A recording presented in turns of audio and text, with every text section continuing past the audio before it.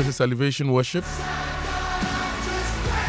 God, I'm just grateful. And this morning, I'm grateful to be alive. I'm grateful that you're also alive and you're listening to us. I'm grateful to breathe oxygen in and carbon dioxide out for free. I'm grateful that that thing is not metered. And I'm grateful that together we get to make an impact here on the Super Morning Show. Fred Smith is here. Fred, good morning. How are you? Good morning to you. I'm doing very well. Good to see you, Fred. Yeah, good to see you too. But why are you wearing black? No. You just love to wear black. It's not about that. Black is also a symbol of authority. I have it. Yes. Senior Fred Smith. Always good to see you. And that brings us to drive safe and always make sure you are wearing your seat belt. You are driving within the speed limits. But this morning, drive safe, Fred. I want to highlight two concerns on the road. So the Amoah overpass ramp thing I mentioned last week, this morning was even worse. You know, it had rained and water had covered the potholes. There were some potholes there. We talked about it and we filled them. And 2 weeks on, the potholes have come back. Right? Wow. They're back. And I think that whoever went to fix it didn't do a good job. That's what I think, because you can't fix something and in 2 weeks it comes back.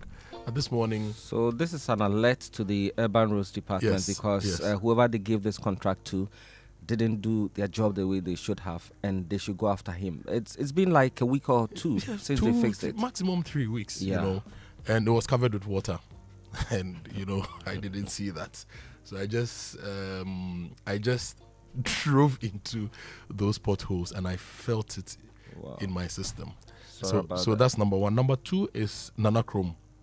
See the Nanachrome runabout to the cancer hospital. Okay. That road was built about 2 or so years ago.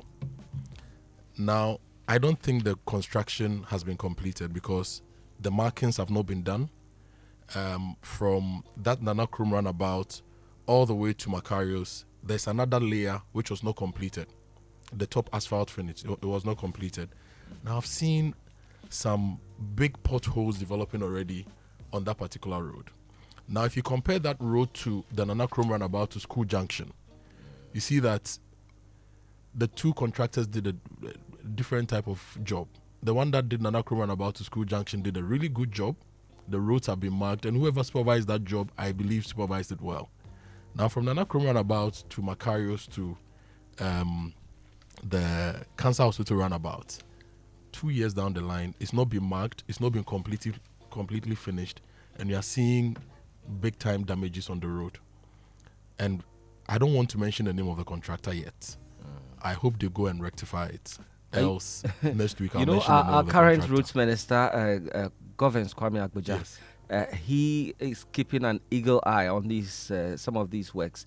I hope that he visits some of these places you've mentioned already, the Amoah overpass and then the Nanachrome Next area. week, if they don't go and fix the damages on the road, You mention names. I'll mention the Urban Roads people and I'll mention the name of the contractor. And the road has not been marked as well.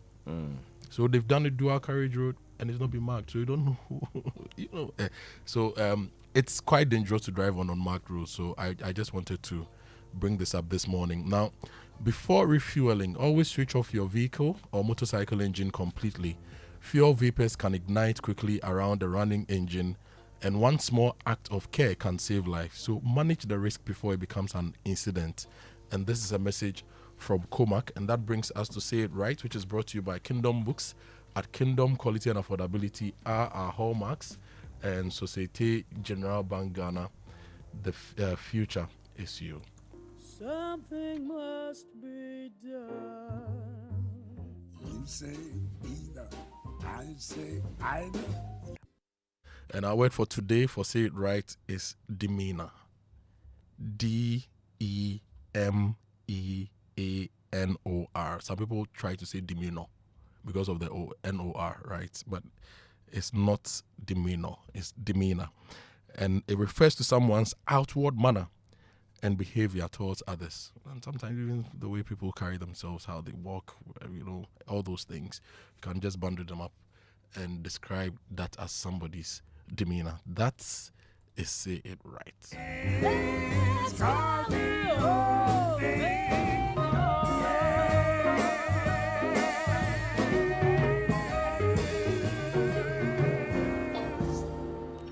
And Kingdom Books and Stationery Limited is your number one supplier of quality office essentials, equipment, and furniture at affordable prices. They've announced or introduced an online store for your shopping convenience. It means you can now shop by simply logging on to kingdomstoreonline.com without physically going to any of their branches. It's hassle-free. They will arrange delivery to your homes and offices within a reasonable time. They also offer free delivery within Accra and Tema and accept payment via Momo across all networks. Terms and conditions, however, apply. At Kingdom, quality and affordability is their hallmark. From growing businesses to completing that building project and supporting education or family, many Ghanaians are already doing mega things with the mega loans from SG Ghana. It's now your turn. With even lower, more competitive rates, achieving your dream is now possible. With SG Ghana's mega loans promo, salaried workers of SG Ghana listed companies, pensioners and eligible customers can access support for personal needs, family commitments, home projects and more. There's still time from now till July 2026. Apply and enjoy big loans at small rates. Yes, very low rates and a fast hassle-free process that helps you to get moving sooner. Visit any SG Ghana branch near you or call 0302214314 for more details about the SG Ghana Mega Loans promo today. Terms and conditions apply. Societe General Ghana, the future is you. And if you don't know where their branches are, there's one that I know. It's in Kokomlemle, next to my office. Yes. You can come to Joy FM. Right next to Joy, there's an SG Ghana branch and get your mega loans and do mega things today. Now, newspaper review is brought to you by Syntex Tank, strong, tough, Kel Charcoal toothpaste, Happy Smile, and Star Oil quality and affordable fuels for all. What do we have, Fred? The Daily Guide newspaper, buffer stock case, Hanan and wife get 63.5 million Ghana cedi bail. Comes with a photo of the pair. NSA scandal, court admits Gifty Owari and ADB Bank documents. MTN Ghana launches 30th anniversary and unveils $1.1 billion network investment, fintech growth.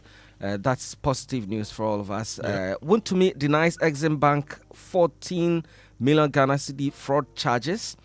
Poor internet service, Abna and Sam George clash at Park. That's for the Daily Guide newspaper and was hot yesterday. Very, very, very hot. Hot TME. Respectfully, Honorable, you can't say that. We'll bring you a sense of that later on the show. Now, Daily Graphic, President unveils homegrown healthcare funding, 3 billion Ghana cedi unlocked from uncapped NHIS. And the President has also been speaking about Agenda 111, and he says it was imprudent the way we tried to build Agenda 111. And that's why we have a challenge with it. We'll bring you more on that also on the show. Now, $1 billion cocoa financing plan to deepen domestic bond market. This is the BOG. But whilst we are looking to fund cocoa, if the temperature changes as projected continue, our cocoa yields will keep dropping. Because cocoa doesn't do well beyond a certain temperature range. Okay. So how are we ensuring we densify our forest resources in the country to keep the microclimates of the various cocoa regions not above an average of 24 degrees so that cocoa can yield right? You can put a lot of money in it, but if the yields don't come, you lose the money. So BOG, you're looking to fund cocoa, but let's look at the climate as well. Yeah. And Ministry of Health set to recruit 6,000 volunteers for free primary healthcare. That's the Daily Graphic. Good news. The publisher newspaper, Minority Leader blasts Mahama, accuses him of reviving criminal libel to muzzle critics. MPP rejects government's IMF exit lies. Wontumi trial, former Deputy Lands Minister to testify. NPA targets illegal fuel bunkering. NDC 2028, Pratt reveals growing bitter rivalry. And it comes with photos of the chairman, Johnson Estiedu Ketia, the chief of staff, is also here, the finance minister, Kessiel Atoforsen, and the education minister, Haruna Idrisu, all captured here, suggesting that these are the men vying to lead the NDC to 2028. You nearly did the reshuffle. You wanted to say Muntaka Mubarak. No. Anyway, Haruna Idrisu. Let's go to the daybreak. IGP breaks record with massive police intake. Africa Continental Free Trade Area trade hits $220 billion as Africa pushes for economic integration amid global uncertainty. Daman sells gold to Gold Board. Yesterday, the legal counsel for the Daman gold mines presented the gold, their second, if for the want of a better, pour. I was going to say harvest, to the Gold Board. Their second pour. Yes. And this is very good news for us, Yeah. if it keeps coming. Not long, I think 3 or so weeks ago, they did the first pour, and that was also sold to the Gold Board. Yeah. We hope that it continues and other miners in Ghana do it this way. On the police front, the Daybreak reports that IGP breaks record with massive police intake. And if you go to the armed forces, General Glover Ashon and Brigadier General takes over Support Services Command. All right. The National Enquirer, Mahama, Ghana to exit Gavi funding for vaccines by 2030 as US aid shutdown could push 5.7 million Africans into poverty. He was speaking at the World Health Forum there yesterday. Enough is enough. NPA and Navy crackdown on fuel smugglers. Ghana to raise $1 billion cocoa bonds. And Mahama scoops prestigious Africa Democracy Awards here. And Otumfuo talks tough, demands new direction for Ghana at 70. NDC declares June as reflection, ideological renewal, and democratic accountability. Fifi Kwete is here. Fuel to flow 24/7 across Ghana. Boss Energy's boss is giving us that assurance. Afechi Awuno speaking there in the National Enquirer. Now, if you go to the Economic Times, hands-off Goldfields, veteran journalist slams IEA populism over Takwali's renewal. And government looks away from Eurobond market, prefers to stick with domestic bonds for now. And wage crisis mounts. Only 32% of salaried workers able to save amid structural weaknesses. Only 32% of salaried workers able to save amid structural weaknesses. That's the headline from the Economic Times. That takes us to the online news review, which is brought to you by Zenith Bank, in your best interest. All right, so some stories on my jaw online here. The lead story is the communication minister, information minister, Felix Kwache Ofosu. He says Mahama was the biggest obstacle to Ibrahim's Daman mine bid. Whoa, that's new. So why no defense minister yet? Felix Kwache Ofosu says Mahama sees no urgency in that. Government seeks to buy 30% of gold from miners to boost reserves. That's according to the Bank of Ghana. Sam George and Abno say Asare clash over poor network service and delays in fixing faults. Mahama recused himself over Daman mine deal. Kwache Ofosu rejects Ibrahim state capture claims. And Ghana Bar Association rejects NPP tag by Ofosu Kwache. Repeal Section 208 now. It is a kick and anti-democracy. That's Samson Ladi Ayenini speaking there. Nigeria fuel marketers push back on Dangote lawsuit over import licenses. The City Newsroom, the lead story, Ghana risks outsourcing economic sovereignty under IMF PCI deal. That's Isodex speaking there. Ablekuma North ranked best performing districts in Ghana's multidimensional poverty index. You want to live there? Loss-making SOEs fueling Ghana's debt burden. That's Dr. Richmond Etuahini speaking there. Theo Champon is speaking, says IMF PCI to strengthen credibility, discipline and reforms. And US introduces temporary travel restrictions over Ebola outbreak in DRC and Uganda. The multidimensional poverty story you read, Ablekuma North ranks number 1, right? If you look at the data very well, a lot of districts in the northern region, northeast, Savannah, upper east and upper west, are in the lowest rank, the poorest. For example, Yunyo Naswan districts in the northeast region is the poorest in the country. Yeah. With more than half of residents deprived in education, healthcare, housing and basic services. And then the report says 6 of the poorest districts are all in the northeast region, while Ayawaso North Municipal recorded the lowest poverty rates nationwide. There's something to be said about how we are fighting poverty in the country. In fact, this morning, the Economic Times, if we can take the details, Economic Times is talking about wage crisis. And it says only 32% of salaried workers are able to save amid structural weaknesses. Now, the story says a financial crisis is gripping Ghana's workforce as a new study reveals that a staggering 68% of salaried employees are living month to month with zero savings. 68%, almost 70%.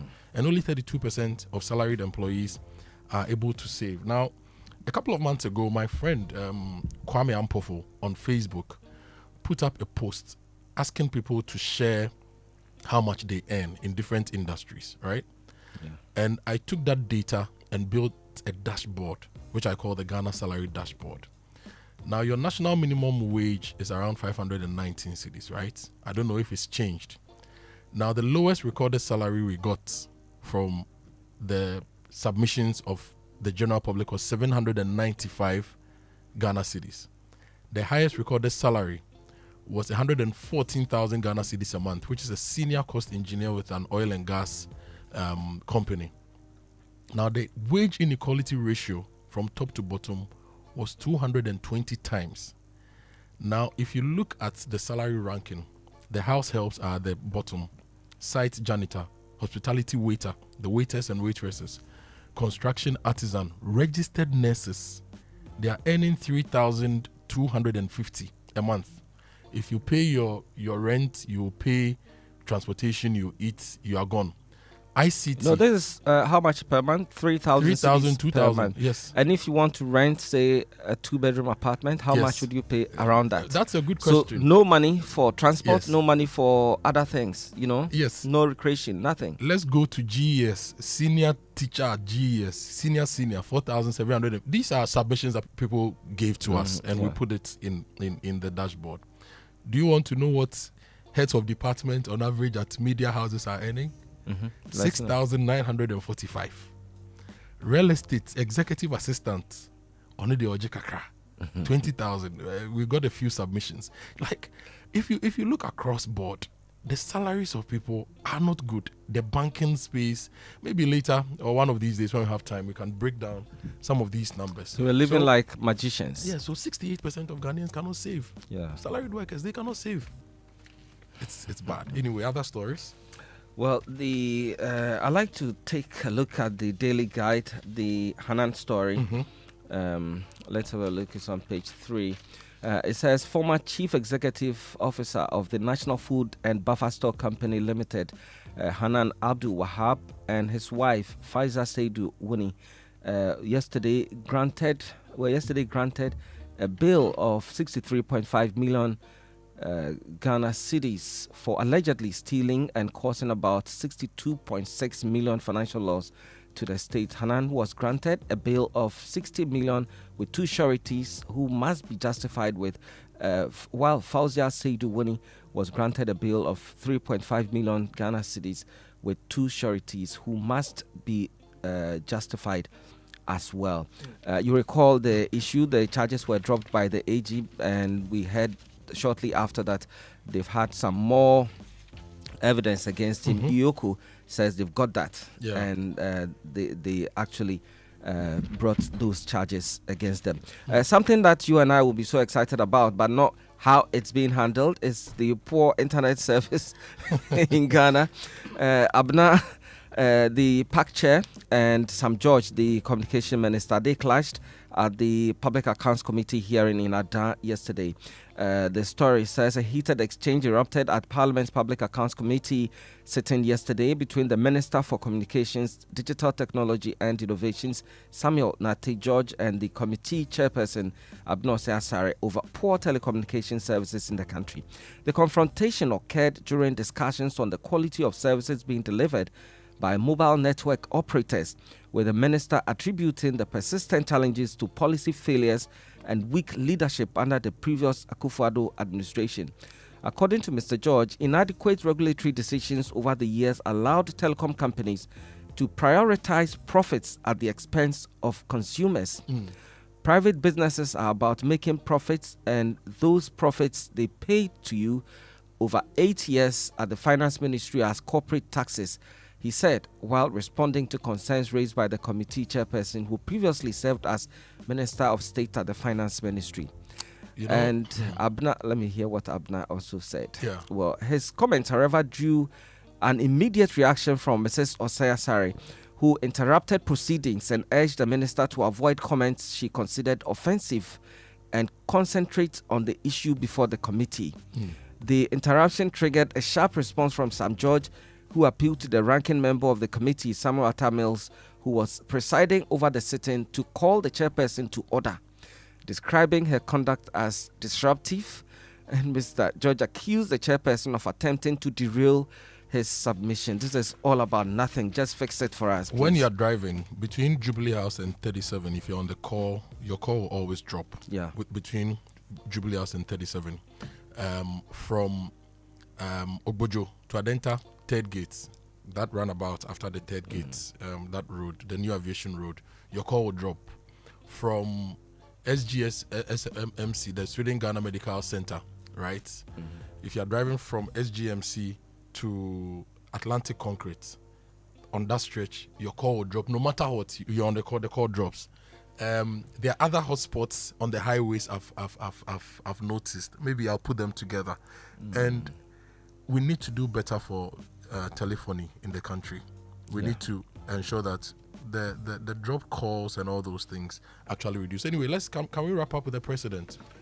Yes, he's talking about homegrown healthcare funding, which is very important. Kester Abraham Crunchy writes for the Daily Graphic that President John Mahama has stated that Ghana is looking inwards to fund its healthcare needs and announced a series of domestic measures that will move the country away from donor dependency. He urged member states, especially those in Africa and other parts of the developing world, to move decisively from a culture of donor dependency to one of health sovereignty. In other news, the president is also saying that Agenda 111 was not well thought through. Let's listen to the president briefly before we go for BBC.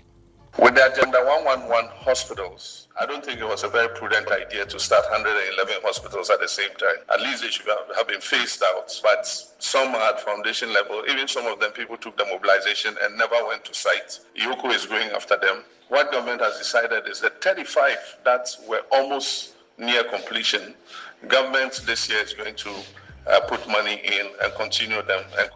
So that was the president talking about Agenda 111. Let me remind you that Drive Safe is brought to you by Toyota Superior Quality, Imperial General Assurance, Solid Protection.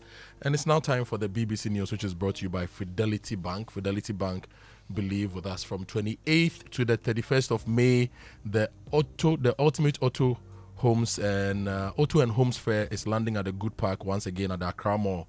Don't just dream it. Come to the Good Park from 28th to 31st of May 2026 and own something special. The Wheels and Homes Fair is powered by Fidelity Bank Ghana Limited, and if you're looking for a car, a dream home, that's the place to be. The world's radio station.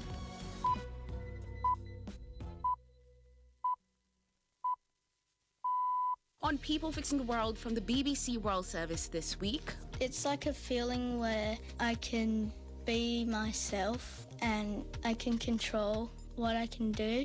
We're stepping into the world of people living with ADHD to find out about simple but impactful ways to make their lives better. With projects in Singapore. We call it Restart because especially it was targeted to adults with ADHD because we want to emphasize it's never too late to restart life. In Australia. I know it sounds really basic, but having my kettle, my tea, coffee, sugar and whatever I drink right there, out, ready, and things I access all the time actually visible helps me.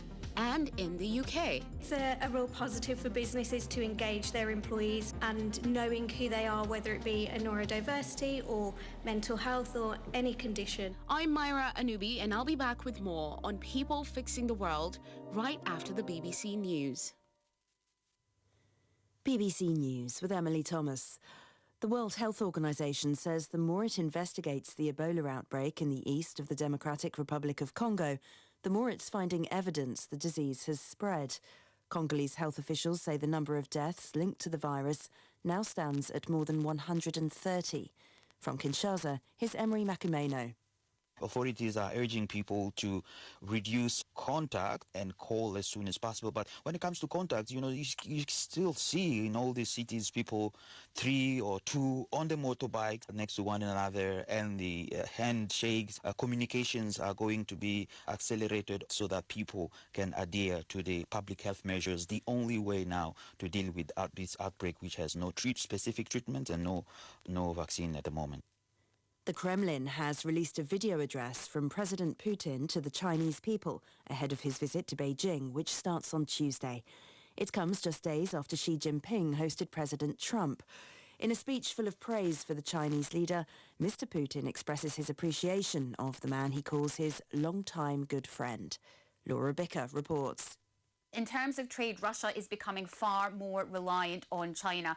After Mr. Putin invaded Ukraine, it meant that the West imposed sanctions, stopped sending the likes of technology, any equipment, and obviously sanctioned Russian banks. And what Mr. Putin will want China to do certainly is buy more oil and gas. There's going to be a big discussion about a Siberian pipeline that will run all the way through Mongolia into the north of China.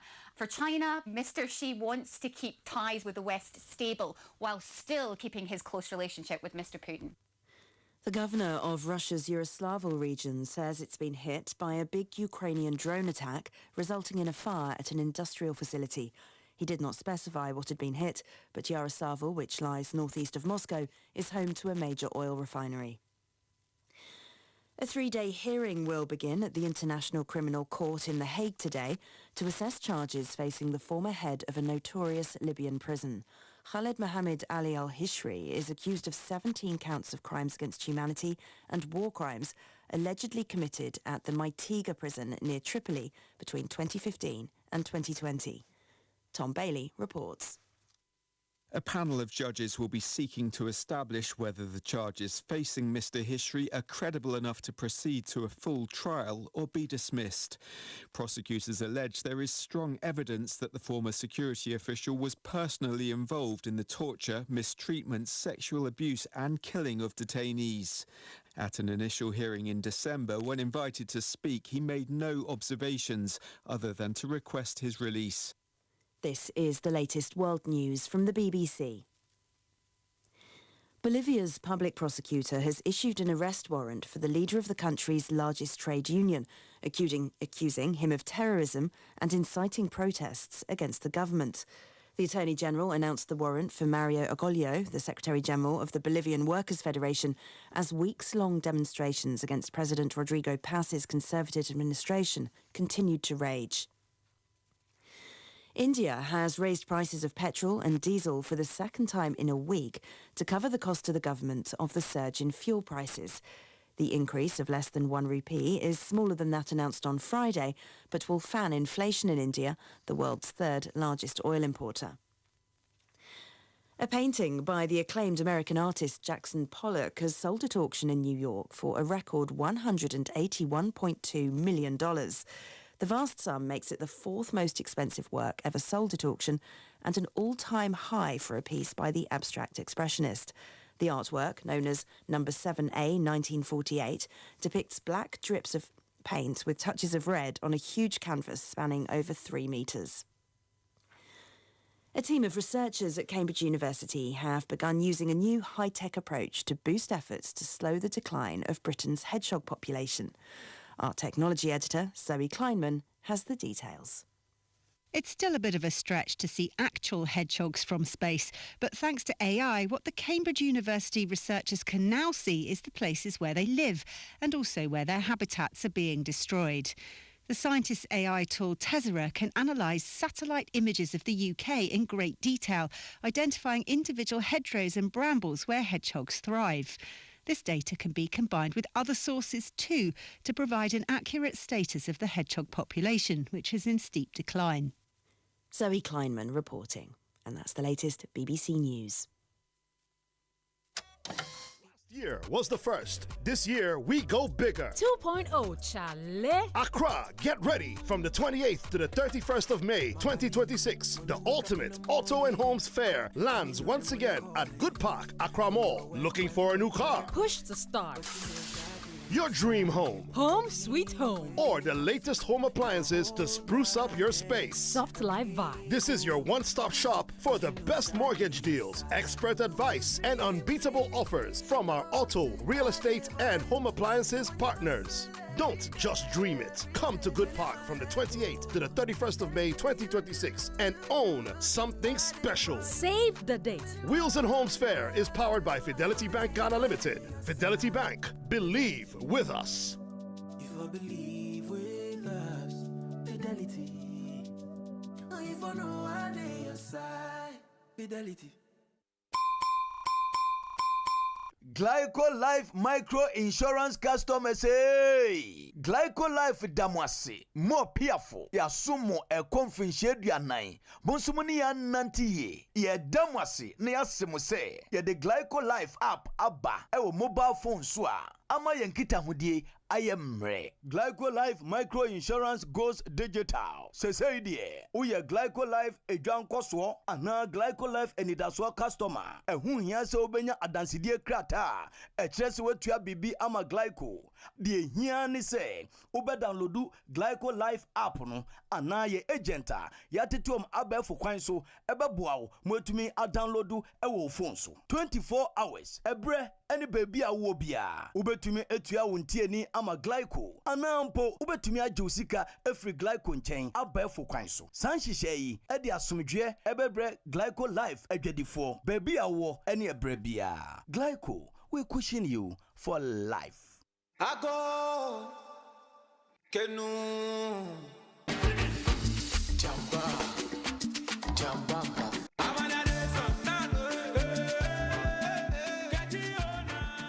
Beyond what the mind should know.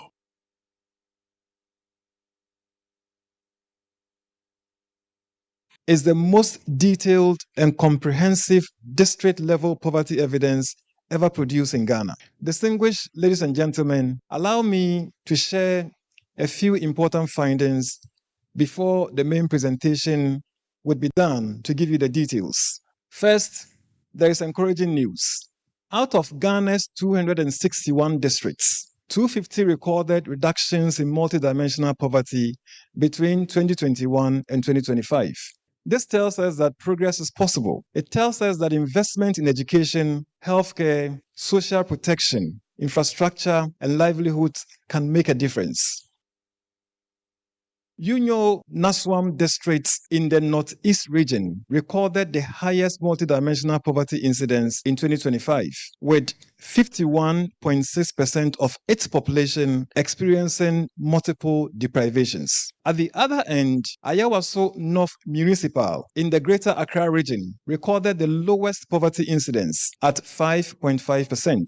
This means the gap between the highest and the lowest districts is more than 46 percentage points. This is a powerful reminder that where a person lives in Ghana still significantly shapes their opportunities and quality of life.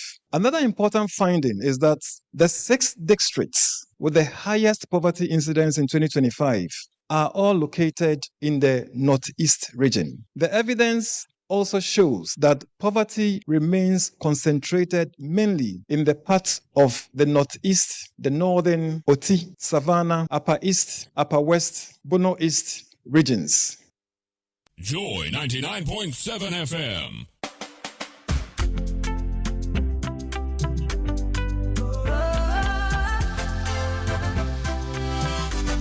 From the heart of Africa we stand, building dreams across the land. Every step we did your side, helping you rise, taking you higher. Strong as a group, close as a partner. Bank of Africa lifting you higher. African Bank with global reach. BOA make your future glow. Strong as a group, close as a partner. Bank of Africa lifting you higher. African Bank with global reach. BOA make your future glow. BOA, we go there for you night and day. Strong as a group, close as a partner. Bank of Africa lifting you higher. Syntax Tango. Syntax, hey, it's a fair strong. If you want quality, this be where you belong. Syntax, hey, it's a fair strong. Oh, gonna shout and sing the song. When the sun they hot, Syntax no break. When the rain they fall, still no shake. Builders they choose and plumbers they prove. Any project you they start.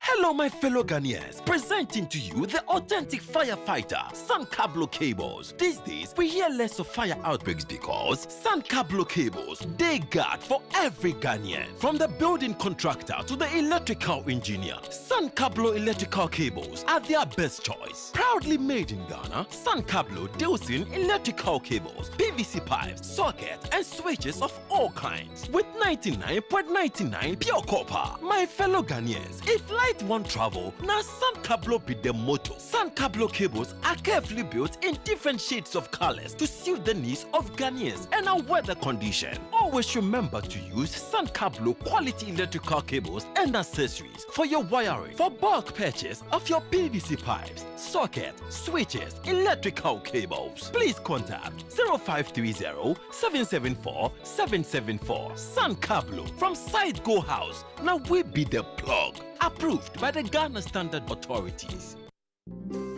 Kweku! Tell everyone dinner is ready. Kids, let's go to the dining table. Food is ready. Let's go. Hi, are you fine? No. Say, are you fine? No, my own is better. Are you fine? But wait, we all know that Mommy always does it best. Are you fine? Keep enjoying First Choice Premium Spaghetti. Delicious, non-sticky, contains vitamin A, zinc, iron, and always comes through. Are you fine? This advert is FDA approved.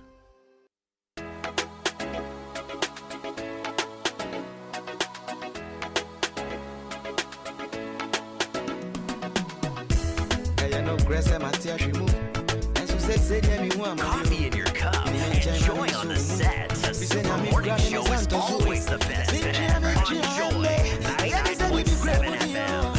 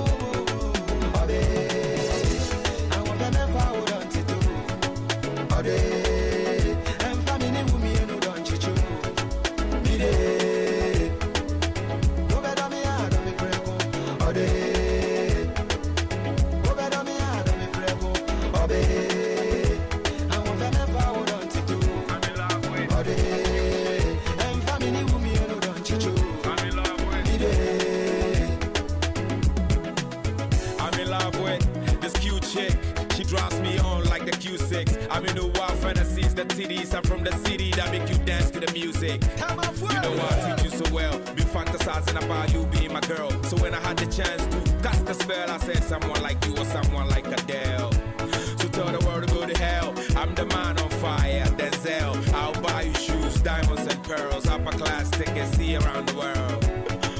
Pay win out per day, or do you see Kappa and consider bay? So go ne mape, so go ne body on to us, Ghana, yeah, so ne money.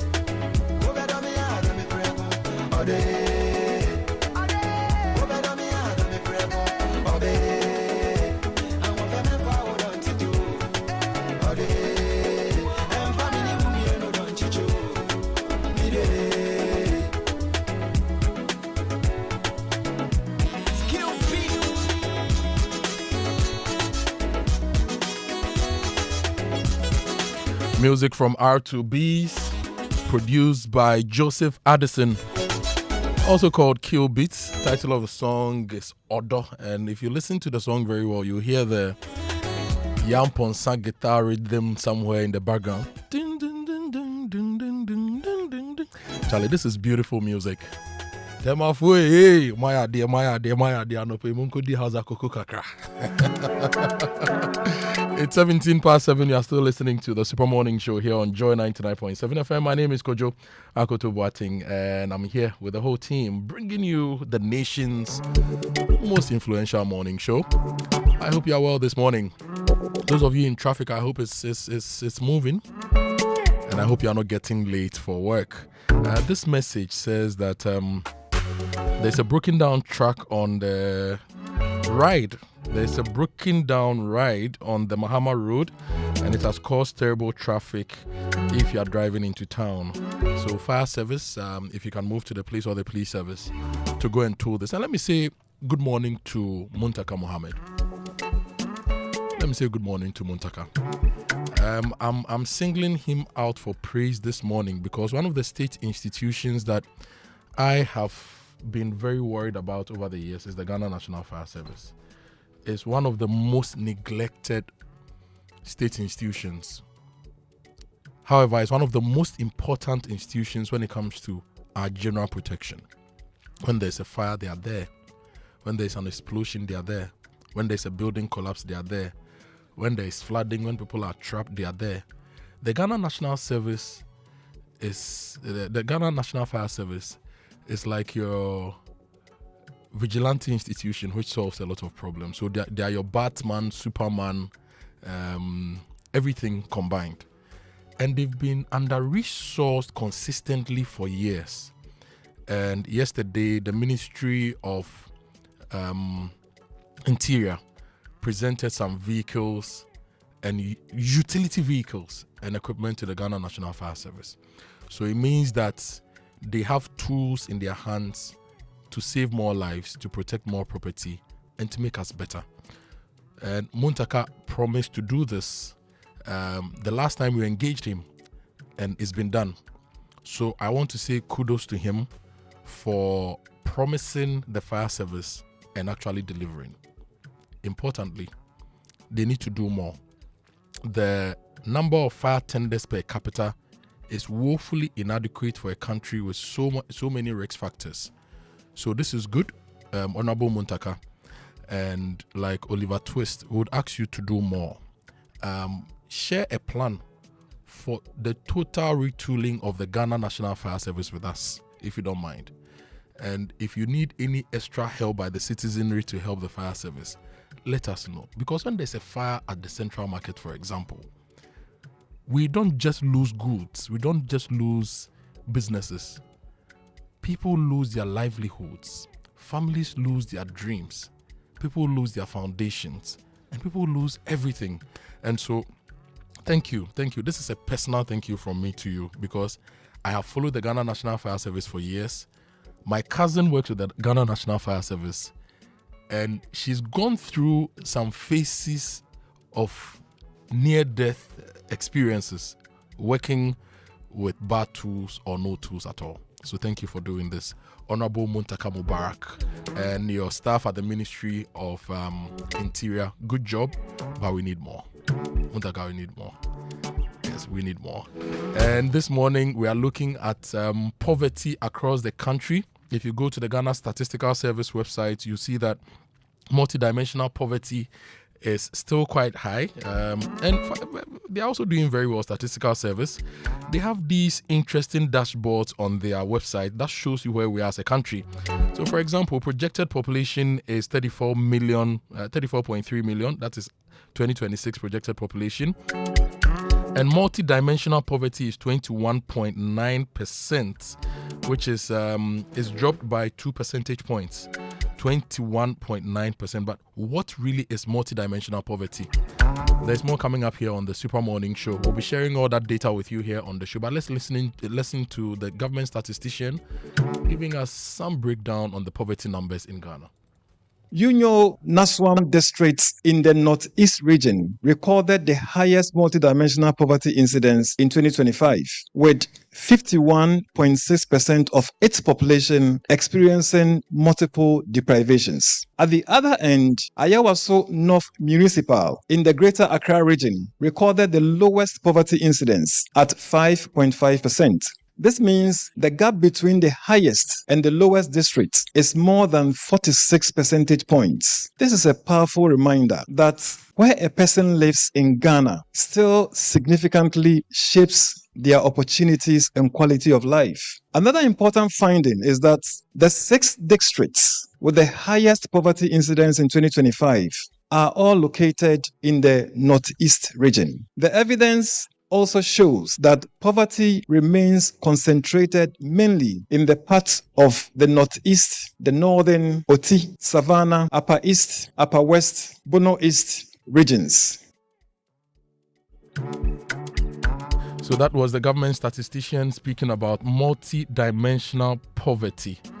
Multi-dimensional poverty.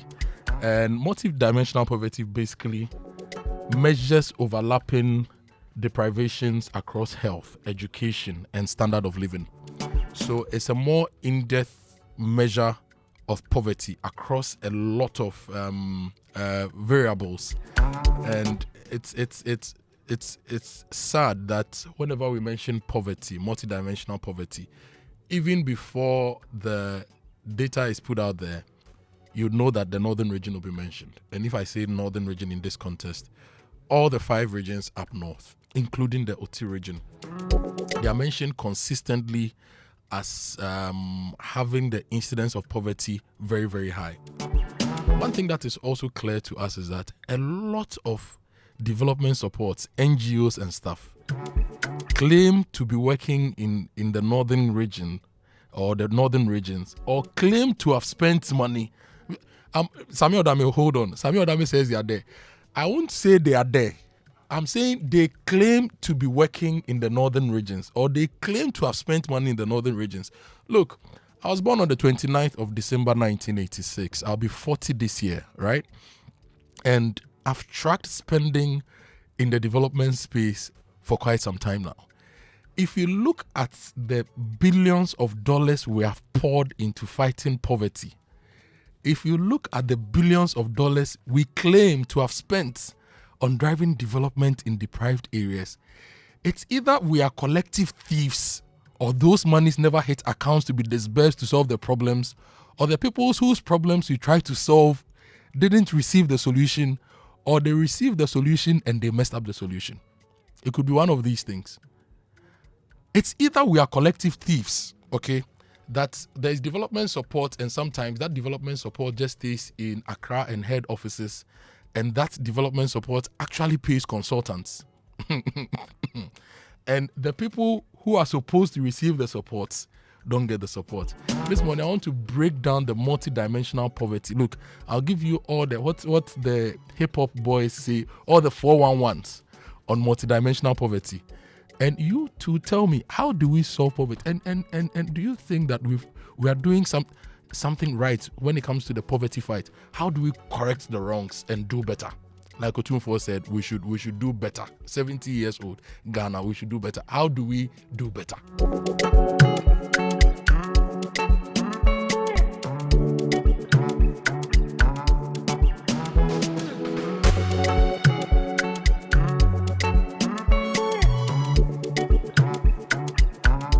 And the multidimensional poverty, there is also an aspect of poverty that we hardly talk about. When people have jobs, we assume they are okay. When people live in the cities, we assume they are fine. There's something called urban poverty. Charlie, you can meet somebody who earns 5,000, 6,000 Ghana cedis, living in Accra or Kumasi, and the person is still poor. And they are poor, but they don't know they are poor.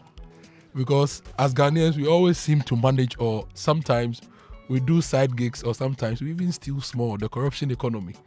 But we are poor. And that poverty is in the salary data that we have, that I want to share with you also on the show. If you check the Economic Times this morning says that only 32% of salaried workers are able to save amidst structural weaknesses. I have some interesting data across all the industries. So, where do you work? How much do you earn? Do you think you are poor? If you think you are poor, you just send me a message. Anonymous. Me, I'm not going to read your name. Tell me the industry you work in, how much you earn, whether it meets your needs, whether you work hand to mouth, hand to pocket and bank. Just let me know. Okay. Can your salary take you home, or your salary only takes you to the next bus stop? 055-1111-997 is the Super Morning Show.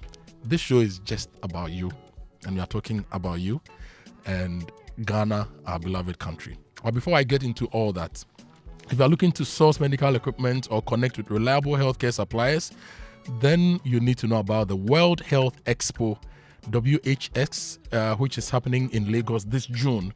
You will find over 500 exhibitors from more than 40 countries covering medical equipment, pharmaceuticals, diagnostics, and digital health. Everything you need to grow your healthcare business, all in one place at the World Health Expo in Lagos. From the 2nd to the 4th of June 2026 at the Landmark Center in Lagos. Don't miss out on this. Entry is free. You can register by going to worldhealthexpo.com/visit-Lagos. Go there and be a part of this. Now, if you're an electrician, an estate developer, a contractor, a dealer in electrical cables, accessories, looking for premium quality materials for your homes and projects, Sankablo is ready to help you. They make their cables in Ghana, proudly made in Ghana with 99.99% pure copper. They are certified and approved by the Ghana Standards Authority and the Energy Commission. And from house wiring to big projects, they have all the sizes and the colors ready. So for your cables, flexi cables, switches, sockets, multi-lamp holders, and many more. No dulling, no shortcuts. Just pure quality you can rely on. Everything complete from Sun Cablo cables and accessories. You can find them at all leading electrical shops as well. For bulk purchase, call 024-337-4034, 024-467-8015. Sun Cablo Lights in Africa. Sun Cablo. From site Go House. Now we be the plug. So if you're a nurse, registered nurse, Charlie, you've gone to primary school, secondary school, senior high school, secondary and senior high school, you've gone to uni or nursing training, you've completed, you're a nurse. How much do you earn? Can it take you home? You're a senior lecturer at a university, you are just about to retire. Have you built your retirement home? Or how much do you earn? What industry are you in? Do you see yourself as poor, or you think because you earn a salary you are okay? Share with us 055-1111-997. Now, let's talk water tanks. Do you know the secret to real water storage? It's Syntex tank. Syntex tank is the tank with the tortoise on it. It's strong, it's durable, it's built to handle our Ghanaian weather. Rain or shine, Syntex has your back. If you want to buy Syntex, they have 400 agents nationwide. And you can also call them on 0244-335-168. You can shop online at syntexgh.com. Syntex tank, a strong, a tough. Now at Omni Basic Bank, your security is their priority, and before engaging in any financial offer or investment opportunity, take a moment to confirm through their official channels. Remember, Omni Basic Bank will never request for your PIN, password, card details, OTP, or any confidential information via phone calls, SMS, email, or social media. Always rely on the verified communication channels and avoid sharing sensitive information with unverified sources. For assistance, you call you can call the contact center 247 on 0800 100 790, 0800 100 790, or 0307 086 000. Omni Basic Bank, not just another bank. Coffee in your cup. Enjoy on the set. The Super Morning Show is always the best bet on Joy 99.7 FM. Let me say good morning to people listening to us in Oyibi. I've received 3 messages this morning from Oyibi, and you're all talking about your roads. You want me to mention your roads on the show. This morning says, good morning, Uncle Kojo. Please, our Dodoa Opata Junction, Raman Town, to be specific road. I want to talk about it, and I know I can't talk about it, so you talk about it for me. Thank you. And Fred in Oyibi says that, Kojo, when will our road be done? It's just a question to me. And this question goes to the Ministry of Roads and also the contractor. When will the road be done? It's 7:31. This is the Super Morning Show. Now, get ready for the biggest horticulture and agriculture marketplace and innovation festival in Ghana. It's the Ghana Horticulture Expo 2026.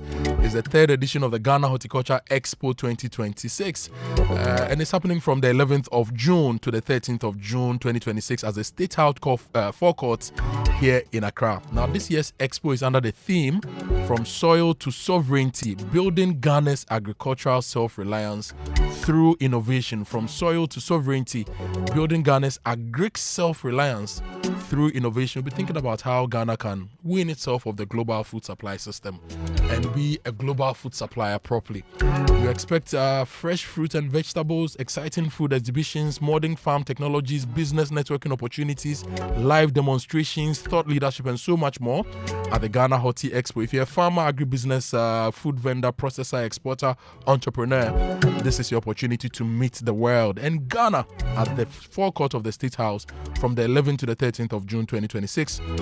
Vendor registrations and stand bookings are currently open. You can call 024-345-7783, 024-345-7783, or you go to GhanaHortiExpo.com for registration and more information. The Ghana Horticulture Expo 2026 is brought to you by the Federation of Associations of Ghanaian Exporters, FAGE, the Ghana Export Promotion Authority, and the Ghana Exim Bank, with support from Fidelity Bank, Eolis Ghana, and Golden Exotics Limited. Don't miss this golden opportunity.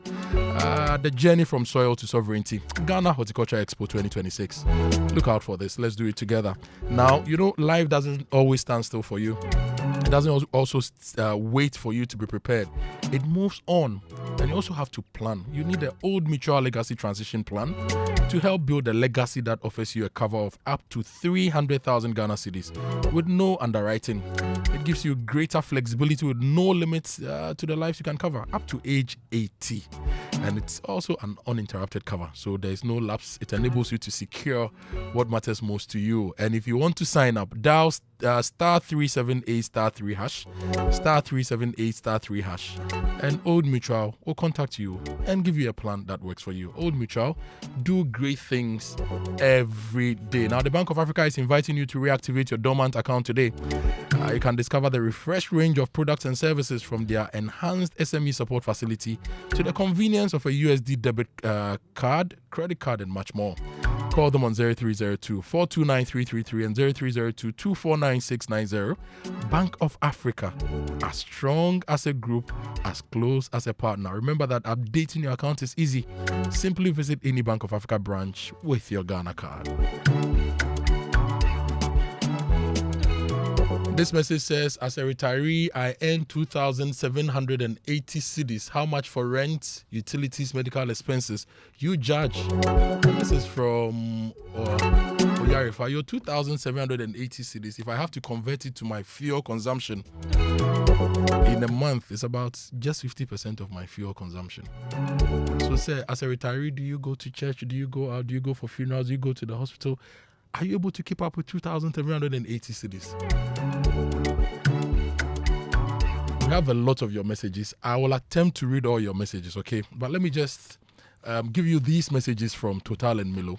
Then we'll do your birthday messages. Then when I come back, I'll read your messages and share the salary data. Share the dimensional poverty data as well with you. Let's get deeper into this conversation. And let's agree on timelines for the government to fix poverty and strategies the government can actually use to fix poverty. Now, we don't talk enough about how stressful it can be to figure out what nourishing breakfast to give kids every morning. That's why Milo All-in-One is such a great option. It has creamy, delicious taste kids can't have enough of. And there's more to Milo All-in-One. That's, it's rich, the milky, chocolatey taste, and the goodness in the pack. So just take a moment to read the backpack and see for yourself. Its important nutrients combined with malts supports energy release, cocoa for that rich taste, and milk for calcium to support the kids as they grow. So keep choosing Milo All-in-One, not just for that special taste, but also for the nourishing goodness. Milo, energy to go further. And the Glyco Life app helps you to manage your life policy. It's easy. It's as easy as checking your socials, track your policy, pay your premium, submit your claims, download your documents, all on your phone, anytime, anywhere. No queues, no paperwork, no stress. Just tap, scroll, and you're sorted. Download the Glyco Life app now on your Play Store or App Store. Glyco, we cushion you for life. Your birthday messages are coming up. Sports Center is also coming up. But fill your tank with Excellium new formula from Total. It cleans your engine, it extends its life, it lowers your fuel consumption. It has anti-corrosion, anti-wear, and detergent additives as well for you. It lowers your vehicle's fuel consumption whilst reducing your CO2 emissions. You will drive, sir, with Total Excellium new formula. Go to any Total outlet, choose Excellium, choose quality. Let me go for a quick break. When I come back, your birthday messages, Sports Center, and then we'll get into fighting poverty and putting better money in the pockets of Ghanaian workers here on the Super Morning Show.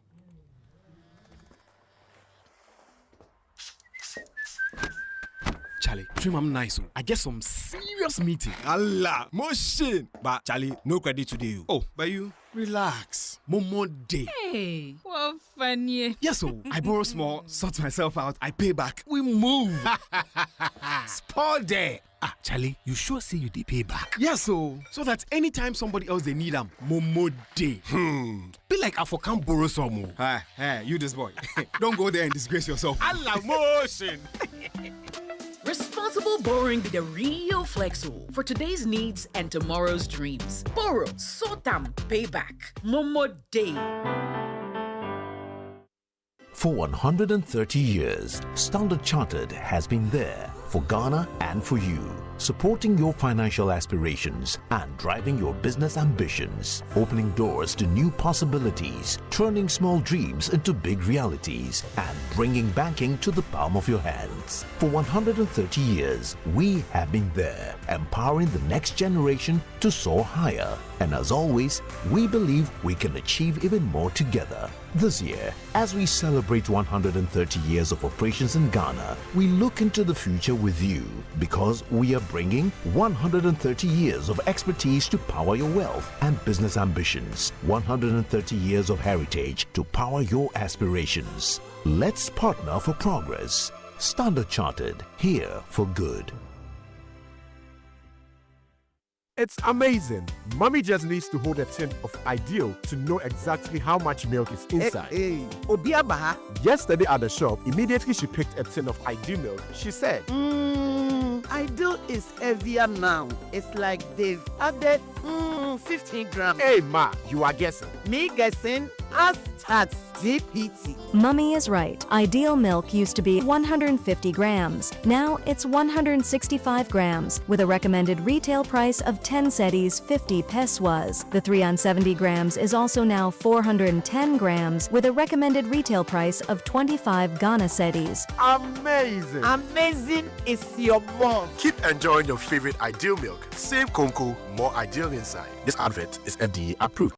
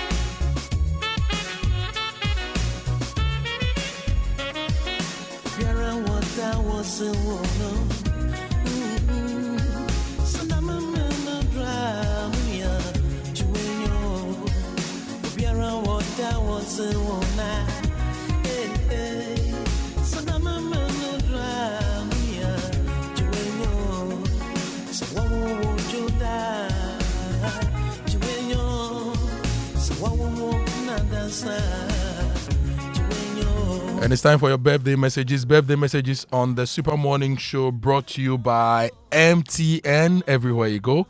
Bank of Africa, BOA Pay from Bank of Africa. It offers you a hassle-free solution to fee collection and other payments. Call us or chat Fafa at boaghana.com for details. And let me say a happy birthday to Etonam James Flolu, former MCE for Afajato South under the NPP government. Etonam James Flolu, I need to celebrate Etonam specially because my farming venture in the Volta region, Etonam enabled it.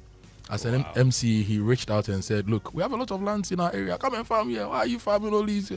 Come, I'll introduce you to the chiefs. And indeed, he introduced me to the chiefs, and I started a farm there. He is like Dennis Miracles Abuaji. When Dennis was MC for Ekrapim North, Ekropong, I reached out to him for land, and he actually introduced me to landowners and gave me land to farm, and also introduced me to other people. So if you want to fight poverty, we need people like this. We do. Right? To be MCs and DCs to help us create jobs in the various districts. So Etonam James Flolu, happy birthday to you. And happy birthday to CEO of, what's the name of the agency? Andre Aka, Densu Ghana. Yes. Today is Dre's, yes, the agency. Today is Dre's birthday. So happy birthday to you, Dre Aka. Special mention to all the women working in the banking space, especially these people. Asidua of Standard Chartered Bank, how are you? I'm fine. Mills Robertson of Fidelity Bank, believe with us, how are you? I'm fine. The great and gigantic Regina Ofori of EcoBank. Regina, how are you? Good morning. Fine. Leila Pencil of Bank of Africa. Good morning to you. I'm fine. And Isifua Boyson of Absa Bank. Good morning to you as well. I'm fine. Edem Naite of UMB Bank. Good morning to you, Edem, as well. It's not your birthday, but good morning. We just wanted to say a special good morning to all of you. Okay. To Pearl Nkrumah of Access Bank. Good morning, Pearl. Sylvia Inkum of FNB Bank. Good morning to you as well. My mother. Yes. Good morning Madam to Inkum. Good morning. our ladies working hard in the banking sector. Happy birthday to Papaya Asante Omane of Akosombo International School. Today is your birthday. It's coming from your dad, your mom, Inshra, and Asida. And it's only God's blessings they are speaking into your life today. So, Papaya, happy birthday to you. And a special one going out to my second son, Nana Kwabna. Nana Kofi Cheme Boateng. Today is Nana Kofi's birthday. How old is he today? Troublemaker. You have to ask his mother. Nana Kofi is 3. Today is Nana Kofi's birthday. He's 3 today. Today is Nana Kofi's birthday. I know he's 3. Nana Kofi, happy birthday to you. I know he's from 3. Nana Kobna Cheme Boateng, from Nana Kojo Boateng, from Grandma, from all of us to you. From Fentu, Tahiru Fentu. Yes, and Fentu's children as well to you. Happy birthday to you. And this brings us to... Wait, my shouts. You said good morning to like 1,000 people. You won't let me do my shouts. What kind of autocratic hosting is this? Go ahead. Thank you very much. Did you wish Ibi Bright, the Honorable, a happy birthday today? Today is Ibi Bright's birthday? Yes. I saw a very lovely message from the Honorable Roxanne, the Fiamapo on Twitter. I didn't know today is her birthday. Yeah, today is a birthday. I'm saying that I'm coming off MCE X. for Tema. Thank you very much. She's on to something great here. So Tema was named after, there were some trees in Tema that were not found anywhere. A lot of them have been cut. I've forgotten the name of the tree. She's trying to conserve them. She's also trying to work with partners to organize a cruise from Tema to the Greenwich, to the point where, to the center of the world proper, where the Greenwich Meridian meets the equator. Okay. And she's doing, Tema is a big and it is complicated place, but I think Ebi Bright is trying her on best. to something. And to good morning, Ebi Bright. And happy birthday. And happy birthday to you. Yes. Are you done now? No, Can we have the more. sports center? Yes, one more. I know yesterday the president commissioned 2 ambassadors. Okay, one to Japan, one to Ethiopia. You know what?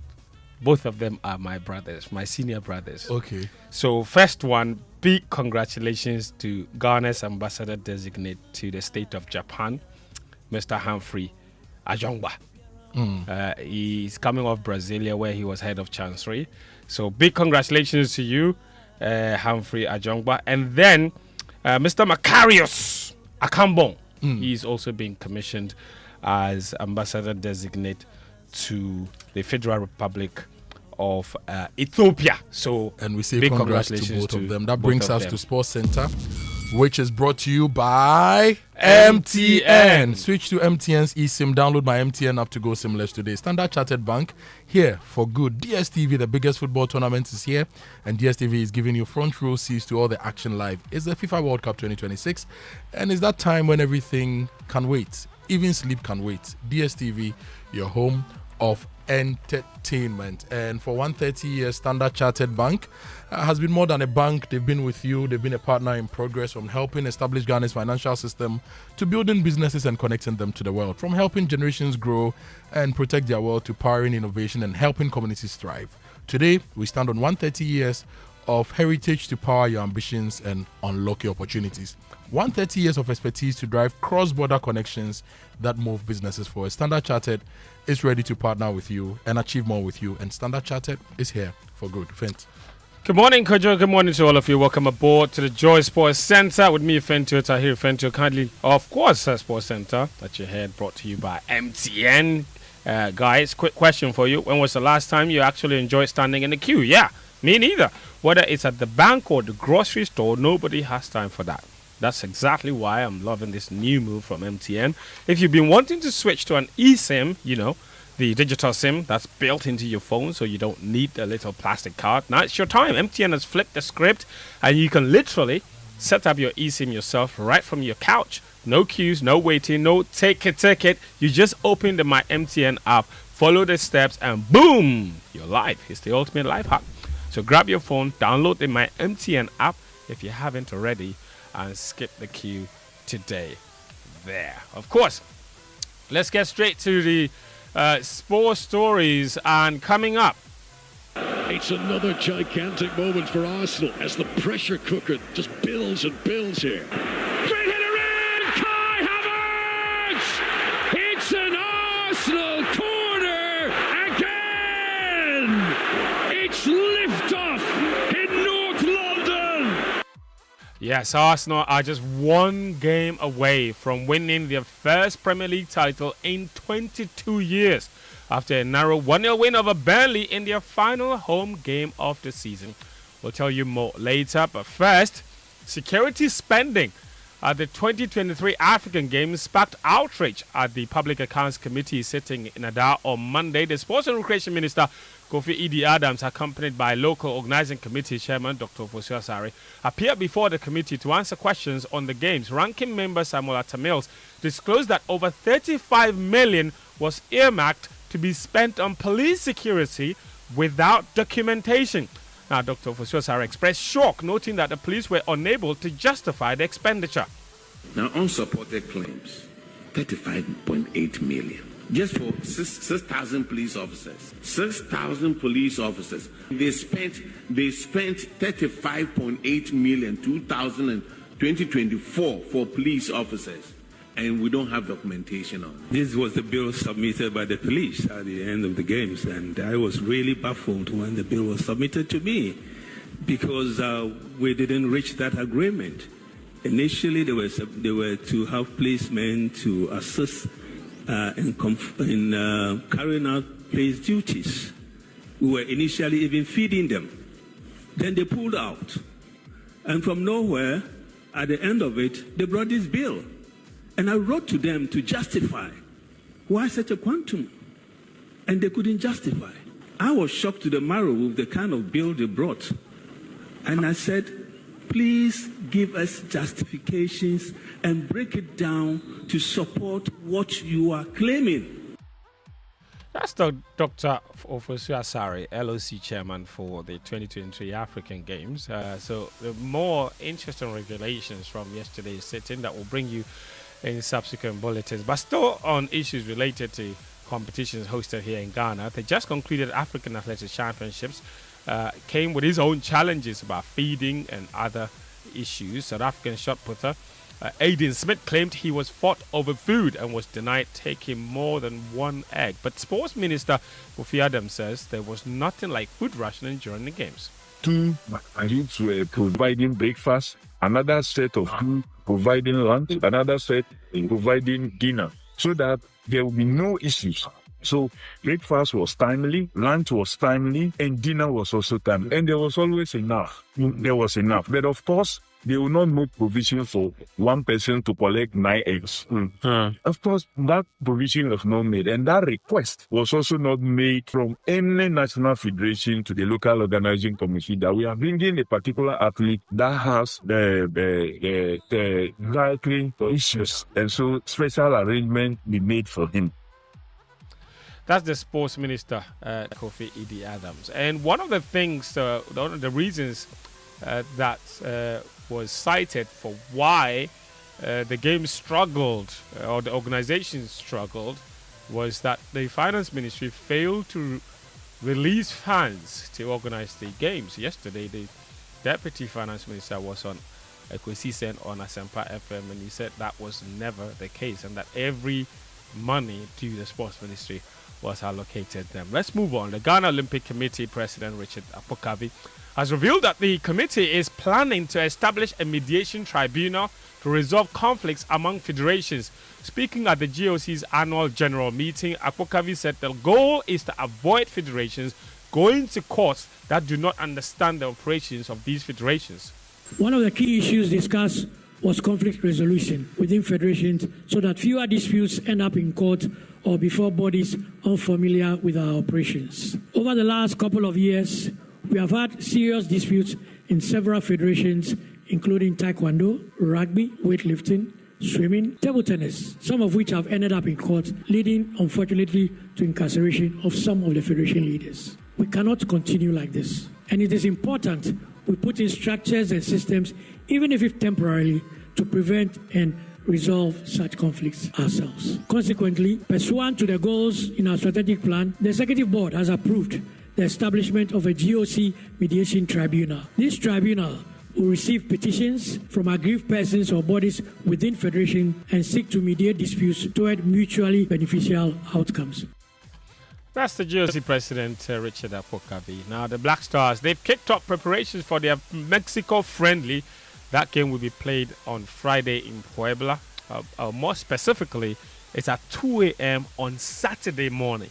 Still a Friday game in Mexico, of course. Kickoff time in Mexico is at 8 p.m. On Friday, which will be 2 a.m. here in Ghana on Saturday. The team is made up of mostly Olympic and Ghana Premier League players. Black Stars head coach Carlos Queiroz was not seen in the footage shared by Mexican media, but he said preparations are ongoing in earnest and he will not entertain excuses when players report for camp. Honestly, what is my goal? It is the moment our players they finish the championship and they come with a call-up letter. And the moment they land in the camp, it will be only about them duties, perform, and football. No excuses, no explanations. No. We're there to deliver. Yeah. Work and delivery. Because if we start the camp with we don't like this, I don't. No, cannot be. When we start the camp, I want everything with full details. That's Carlos Queiroz. He is not expected to be in Mexico for that friendly game. That match is expected to be supervised by Desmond Ofe, his assistant coach. Carlos Queiroz and the others have reportedly already arrived in Wales. That's Cardiff specifically for Ghana's second friendly match against the Wales national team on June 2. So preparations really kicking off in second gear. But Ghana also still need to keep an eye on qualification for the 2027 Africa Cup of Nations. Remember, the Black Stars did not qualify for the last AFCON. And the draw for the qualifying series for next year's AFCON will be held later today. And the Black Stars have been placed in Pot 2 of that particular competition, or for the qualifiers of that particular competition that will be held in Kenya, Uganda, and Tanzania. Pot 1 includes reigning champions Morocco, Senegal, Nigeria, Algeria, Egypt, Cote d'Ivoire, Tunisia, Cameroon, DR Congo, Mali, South Africa, and Burkina Faso. What this means is that Ghana will definitely come up against one of those teams in the qualifying series. The 48 teams will be drawn into 12 groups of 4, with the top 2 in each group qualifying for the tournament. Groups involving host nations will have an extra qualification slot. So we'll find out who Ghana draws later today in the road to the 2027 AFCON.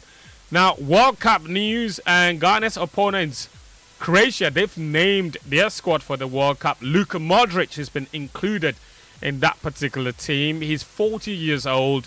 He suffered an injury following a clash of heads in their match against Juventus at the end of April. He's expected to recover from that fractured cheekbone injury in time for the tournament.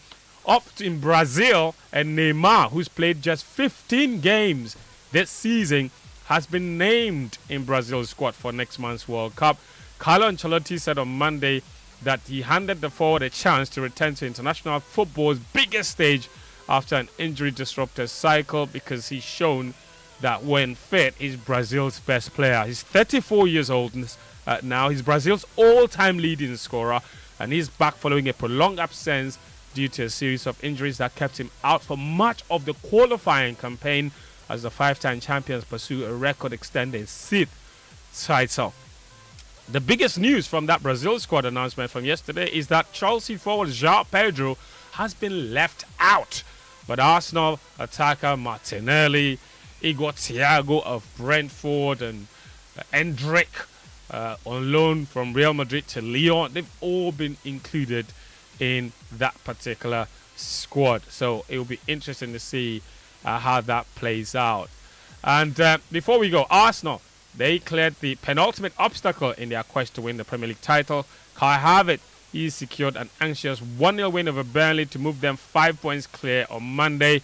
And Havertz was lucky not to be sent off in that particular match. Now, Arsenal just need to win their last game against Crystal Palace to be champions, or they can be champions if Manchester City fail to win against Bournemouth. So, Arsenal could be champions as early as later today.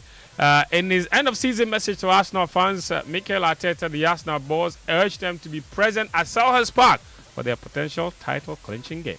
It's an absolutely joy to witness the transformation and what the contribution of each of you have had to turn this place into the most beautiful place to enjoy and play our football game. This is the soul of this football club, and each of you contribute to that. So make sure every time you step in this stadium, you face the responsibility now to keep it at these standards, because it makes such a difference for us and for all these players. I want to thank you all. I want to see you soon in Selhurst Park, and for sure in Budapest as well. So that's Mikel Arteta.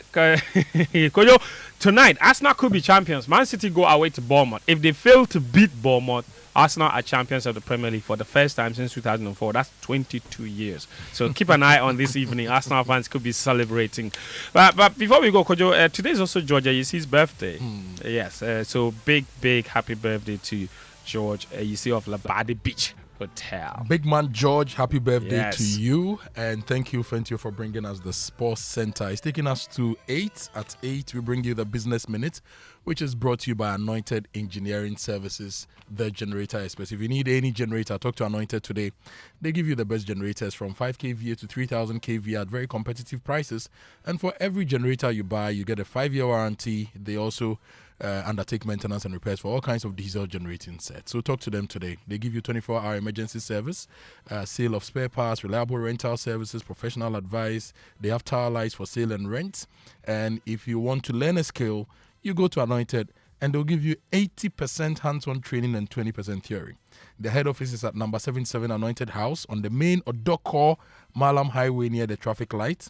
And they have 21 branches nationwide. You can also call them on 024-348-0334 and 024-642-3534. Anointed, the generator experts. This is the Joy Business Minute. Hello, welcome to the Joy Business Minute, brought to you by Anointed Engineering Services Limited, the generator experts. My name is Daryl. Government has asked large-scale mining companies to increase gold sales to the Bank of Ghana from 20 to 30%. According to Reuters, the move is aimed at boosting Ghana's gold reserves and increasing annual gold purchase output. The International Monetary Fund has outlined 3 conditions government must meet before Ghana's final program review can be approved. Failure to meet the prior actions by July 27 could see the country's 6th IMF program review delayed or rejected. In the banking sector, commercial banks are gradually reducing the exposure to government securities. And banking giant Standard Chartered has announced plans to cut more than 7,800 back-office jobs by 2030 as it expands the use of artificial intelligence technologies. And that's the Joy Business Minute, brought to you by Anointed Engineering Services Limited, the generator experts. Coffee in your cup and Joy on the set. The Super Morning Show is always the best bet on Joy 99.7 FM.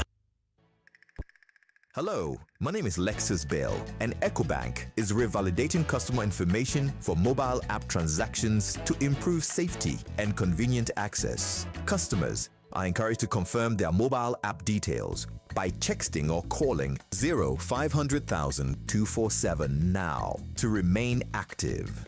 The voice you just heard wasn't mine, it was AI. And if you fell for it then, like play, you could have just been scammed.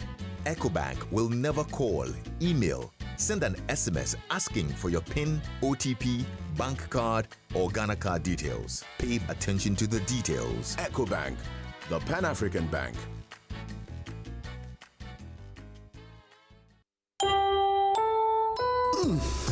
We shouldn't have gone to that party. Masa, my head is killing me. Is that your stomach? Yes. What did you eat? I don't know. Get rid of your gastric problems with number 10 liver salt. Number 10 gives you quick, effective relief from nausea, indigestion, heartburns, hangovers, and hyperacidity. And with different fruity flavors such as orange and lemon, it's a pretty tasty way to end an uncomfortable situation. Number 10 liver salt from Ernest Chemist, because everyone needs a chemist. This advert has been vetted and approved by FDA.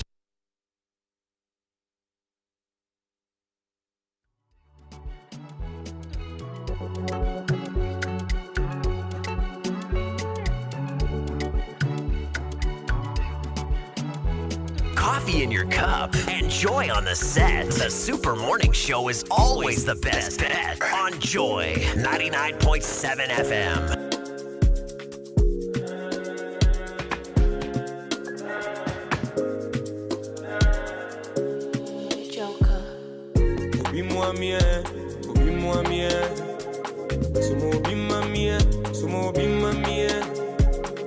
I need some help. Put my head on fire, can't cool. My head on fire, can't cool. Slowing down on the marijuana, baby. Spending time training my mental. Softly make I take it to the right place. K-bones, I'm when you You can't testify, no be easy. No be who say, he say, she say. When you I say I need some healing, I be up how much and I'm screaming, Father, Father. My demons still there after me, oh. Principalities force what I me do. Make I know the verse, make a coolie body, oh. Cause me cash a man ya in me musu, oh. Na cash out kinds of me, oh. I know who I'm before, they want anyone to do too. Obi Muamie, Obi Muamie. Sumo Obi Mamie, Sumo Obi Mamie. I need some help, for my head on fire, can't cool. My head on fire, can't cool. Obi Muamie, Obi Muamie. Sumo Obi Mamie, Sumo Obi Mamie. I need some help, for my head on fire, can't cool. My head on fire, can't cool. Of late I've been needing racks, a little too much. Margin in a mullah. Naturally, na mamunga. When shall the wicked die? Na me to me rest. Minya yesum operations. Na me to me party. Ngo to join him sound. Mr. Shebres is not way. Me age is a fine wine. Me age is a fine wine. Me go to join him sound. Mr. Shebres not him way. Me age is a fine wine. Me age is a fine wine. Obi Muamie, Obi Muamie.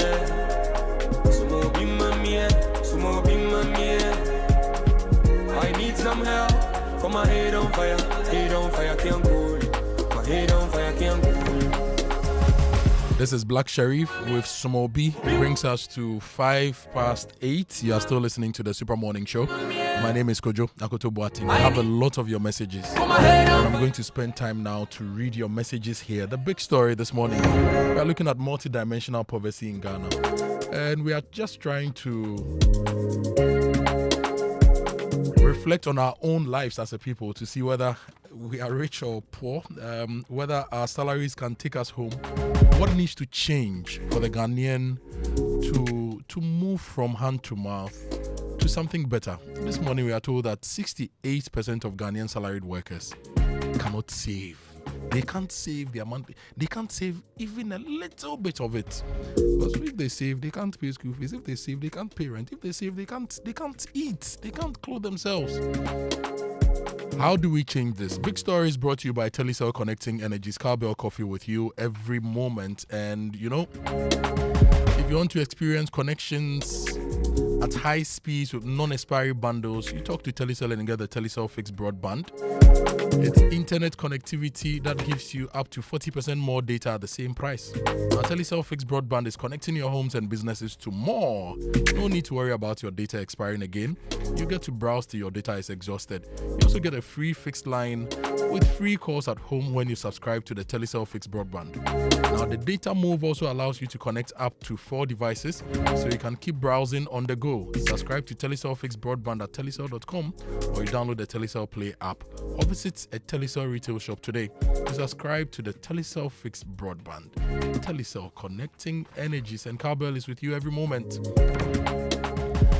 When your salary is not enough and you sit behind your own dashboard to think about it, Cowbell is with you.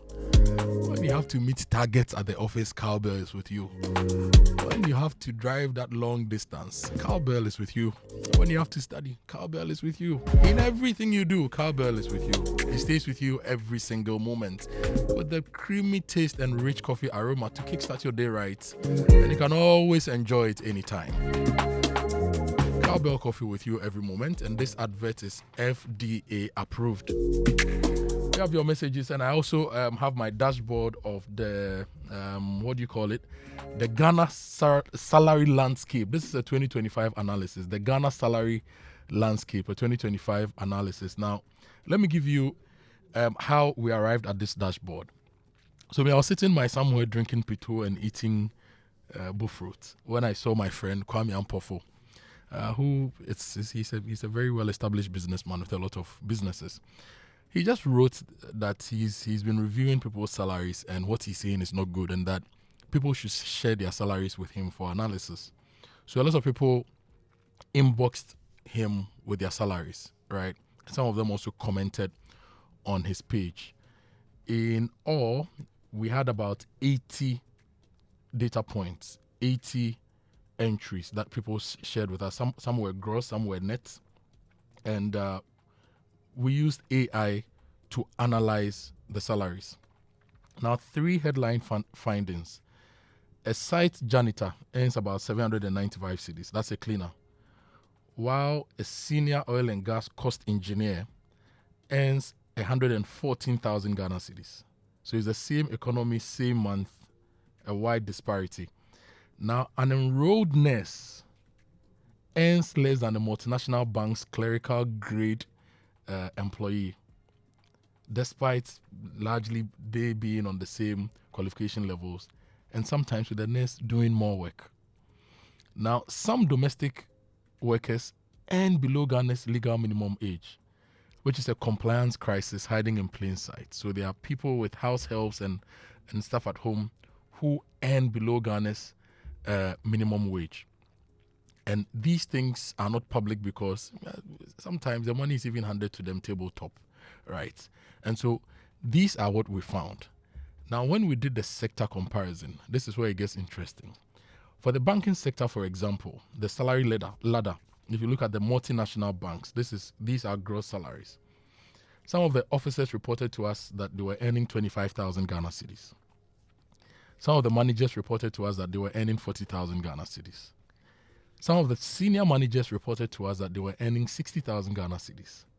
And the Ogboros, the manager people proper, and the execs, some of them were earning 150,000 Ghana cedis. And these are free voluntary information they shared with us. So this is the banking sector, the multinational banks. Now, if you look at multinational banks, the grade system, the clerical level, clerical person, 8,000 cedis, G7, G8, 12,000 cedis, G9, 15,000 cedis. It goes on and on and on. Junior manager, 24,000 cedis. Middle manager, 32,000 cedis. Senior manager, 42,000 cedis. And the execs ranges between 70,000 cedis to 100,000 cedis plus. Now, the local banks. So I've given you the multinational banks. The local banks. Training officer, 4,750 cedis. Senior banking officer, 8,100 cedis. Assistant manager, 9,750 cedis. Deputy manager, 11,500. And manager, Ogboro, about 13,643. These were submitted to us. These are not numbers I made up. Okay. I'll take you to the public sector small and give you education, civil service, and health before I read your messages. These are some of the things we got from people in the public sector when it comes to their salaries. Civil service, government, clerical, admin entry between 2,000 to 3,500. HR assistant in a government agency, she says she earns 3,000 Ghana cedis net. A middle manager in a government agency, and the middle managers, we got quite a lot. It ranges from 4,000 to 8,000 Ghana cedis. And the directors and the chief directors, between 10,000 to 20,000 plus. These were what people submitted, or not data I have made up. So if you are in any of these categories and what we got is true, tell us it's true. If it's not and you wish to share with us, please share with us. Now, in education, GES, new recruits with a degree, earns between 2,002 and 3,003. Senior teachers and heads earn between 3,005 and 6,000 cedis. And the headmasters at various points between 5,000 and 6,000 cedis. So this is what we got when it comes to salaries. Now, healthcare, the public facilities, the enrolled auxiliary nurses, they are getting 1,200 to 1,800 Ghana cedis. If you go hospital, that will be a jar. Charlie, 1,200 Ghana cedis. It can't buy lunch for two, a proper lunch for two at a proper high end, even some of the middle tier restaurants, you know. And registered nurses, 2,000 to 4,005. Medical officers, 12,000 Ghana cedis. Senior medical officers, 15,000 Ghana cedis. And the specialist physicians, net, 21. Somebody submitted one which was 21,093 Ghana cedis. Okay. And in the same, if you go to the media sector, videographers were reporting salaries of 1,700 to 3,000 cedis. There were some sports editors who sent in their salaries net 5,000 Ghana cedis. There were some heads of departments in our media sector who are earning 6,945 cedis. And some of the established broadcast presenters, when they shared their salaries, it was between 3,000 and 20,000. So some of your big boys you hear on radio and TV, they are earning between 3,000 to 20,000. So this is just a part of the salaries we received here on the show, and by my friend, which I synthesized and put it in a dashboard, which I'm sharing with you. Now, the Ghana Statistical Service has released the multidimensional data for Ghana. 261 districts, 4 years, there's one problem. National multidimensional poverty is around 23%, okay? Districts improving. We had 250 districts who had reduced their multi-dimensional poverty a little bit. District worsening. 11 districts out of 261 are worsening. And the inequality gap in the country is 46.1. Inequality gap, 46.1. Yunyo Naswan, which is the poorest district, has the multidimensional poverty at 51%. Ayawaso North has 5.5%, okay? And across health, education, living conditions, and employment, we'll share all that data with you here on the show. But before we get into all that, we have a conversation coming up with Kia. Kia is taking you to the World Cup, and they are joining me in the studio to have a conversation about what they have for you, what they've lined up for you for this year's World Cup. But all your social media messages are brought to you by EcoBank, the Pan-African Bank, number 10 liver salt, a refreshing relief, and Cowbell coffee with you every moment. If your money is controlling you, now is the time to take charge. The EcoBank mobile app is giving you the power to command your money, to transact across 33 African countries and anywhere in the world. Command your money to make water, electricity, and school fees payments, bank and mobile money transfers, create virtual cards to buy only what you need and more. So, Money Commander, download the EcoBank mobile app now on the App Store or the Play Store and command your money. Command also means paying attention to details. And EcoBank will never call or send an SMS asking for your PIN, OTP, bank card, or Ghana card details. When in doubt, call the EcoBank contact center on 0800 003 225. EcoBank, is the Pan-African Bank. I'm going for a breather. When I return, I'll read some of your messages and I'll have a conversation with Kia Ghana here on the Super Morning Show. Stay with us. There are many reasons to connect, and it's all to put smiles on the faces of those you love. Daddy, thanks for the tea cash, okay? I love you. That's my daughter, Angela. Meba Kojo, I sure why. Tea cash naba. No papa ina dawasi. Caring for my parents, that's my duty. I also get to pay my utility bills easily with Telecel Cash. And to the suppliers at my shop. Hello, sir. Telecel Cash payment received right on time. Thank you. I get to make them smile because I can pay to my suppliers' merchant numbers, even on other networks directly. My dear ones. We keep the connection stronger when our family, friends, and business relations are happy. Live on cash, enjoy convenience, and make those who matter smile when you send them money with Telecel Cash. Telecel, connecting energies. You can't deny it when you taste it. The rich, creamy goodness of caramel coffee. One sip and you feel it. It's caramel coffee. Taste it and you love it. It's a special feeling. One sip and you feel it. It's caramel coffee. For the big days and the seemingly ordinary, creamy cowbell coffee is with you every moment. This advert is FDA approved. Hello, sir. Please check the round tickets you made me purchase for our Canadian partners arriving this weekend.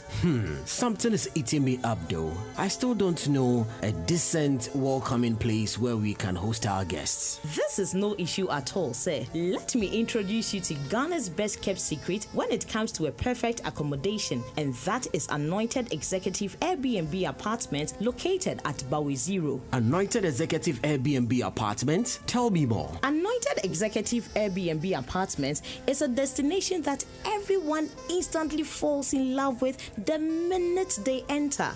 They have beautifully designed 1, 2, and 3 bedrooms, fully equipped kitchens, ultra-modern stylish living area, high-speed Wi-Fi connectivity, and an elegant rooftop lounge. Anointed Airbnb has 24-hour professional security, reliable standby generator, and an exceptional customer service and more. Wow! Please make reservations for our guests right now. Absolutely. If you ever think of a destination for work retreats, vacations, family events, or weekend getaways, always choose Anointed Executive Airbnb Apartment. Find them in Accra at Bawe Zero, Faith Montessori, or book ahead on 025-638-9193 or 025-649-2415. Anointed Executive Airbnb Apartments. Class, luxury, and lifestyle redefined.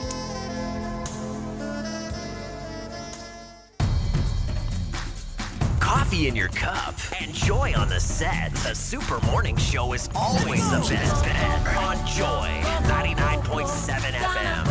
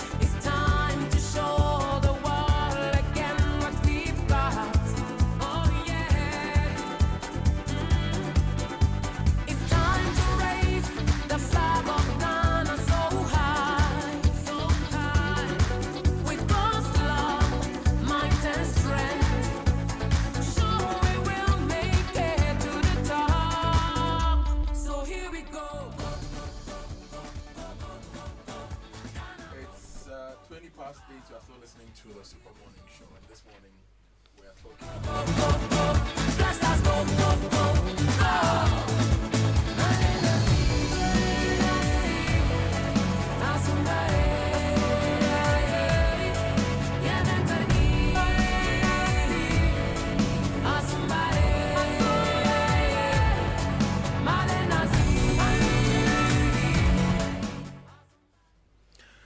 It's 8:20. You are still listening to the Super Morning Show, and this morning we are talking about multi-dimensional poverty in Ghana, and the data is just scary. It's just scary, and we'll be breaking it down further for you here on the show. And the multidimensional poverty is looking at health, education, living conditions, and employment. Those are the key weighted dimensions, the 4 equally weighted dimensions, and 13 indicators. I'll share the 13 indicators as well with you and run you across the poorest districts, the richest districts, and where the issues are. But look, in the face of all this gloom, there's something exciting happening. Yes, there's something exciting happening. You remember about 3 weeks ago, I hosted officials from Kia Ghana in the studio, and they came with the good news of giving you the opportunity to go and see the World Cup Philly. They are here to tell us more. Alex Kunta is the sales manager at Kia Ghana. Edward Opoko is the marketing manager at Rana Motors, and they are with me again. Good morning, gentlemen. How are you? Good morning, Kojo. We are well. Just a Kia shirt in there. You people are not bringing me the new key for the new car.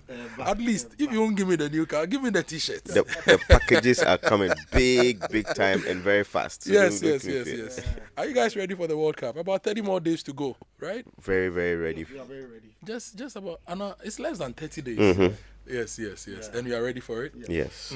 We launched the campaign and it's almost ending. What is happening? What should Ghanaians know right now, Alex? Yes, so we are in the final stretch. And so far, everything is going perfect. We've extended the promo period. Initially, we mentioned that we're going to end on the 20th. But hey, because of the numerous calls we are getting, we've decided to extend it to the 21st. So we're going to end it on around 11:59 p.m. to give everyone an opportunity to partake in what we want to give, the experience we want to give Ghanaians. So all you need to do is just get to any of our showrooms, purchase a Kia Sportage, and you stand the chance to win the full trip to watch the Black Stars live in the US or Canada. If you've been considering buying the Sportage, this is the right time to buy. Yeah. If you've been considering buying, this is the right time. The right time. And Eddie, for those who missed out on how to participate in this promo, remind us, how do people participate? Very, very, very simple. Just, get yourself to the showrooms of Rana Motors in Accra on the Graphic Road, Spintex, Tema, Kumasi, Takrady, and buy yourself a Kia Sportage or Sportage. Then your name will be put in a draw. Now this draw is going to be, officiated by NLA. They have the platform to make sure that everything is perfect. Okay. And just by doing that, you are in the running and in a good place to enjoy the World Cup. And that is what we are all about. Wow. So NLA is supervising this promo. Exactly. Okay.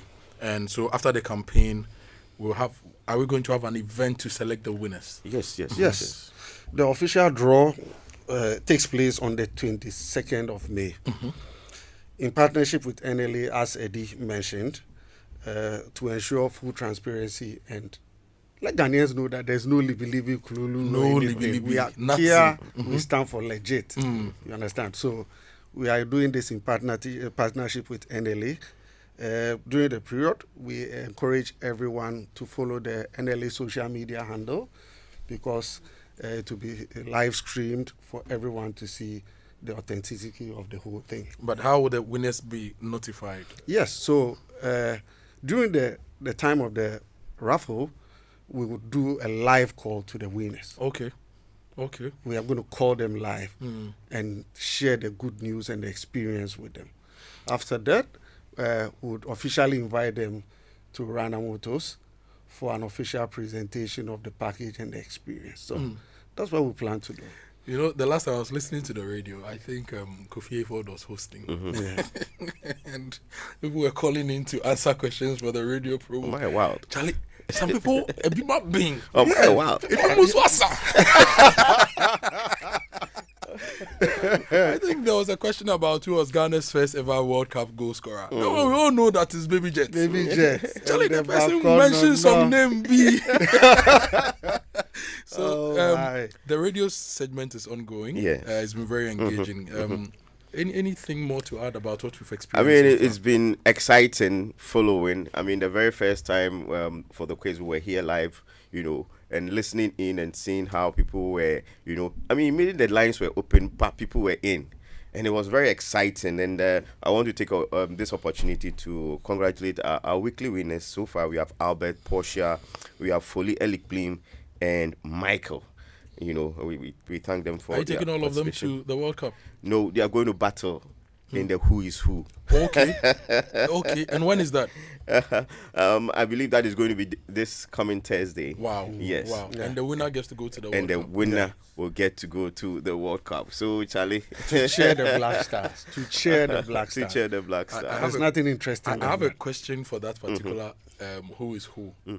But the question, I'm giving it to them as an assignment. Okay.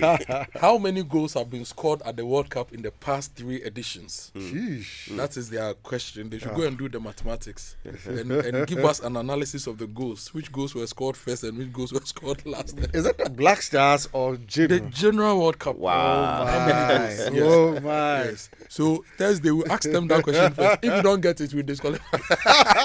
Charlie, this answer there, even ChatGPT self go suffer. It's 512 goals. Okay. 172 scored in Qatar, 169 scored in Russia, 171 scored in Brazil. So Wow. 512 That's good information there. goals. Yes. So Thursday, don't miss out. It will be on Drive Time with Lexus. And we'll get to choose the winner. Yes. And the actual final draw for those buying the cars, when would that be? 22nd. 22nd of May. 22nd of May. Yes. Exciting. Yes, What's your message to Ghanaians listening right now, Eddie and Alex? Yeah, so we say this is your last chance to turn your love for football into a once-in-a-lifetime experience.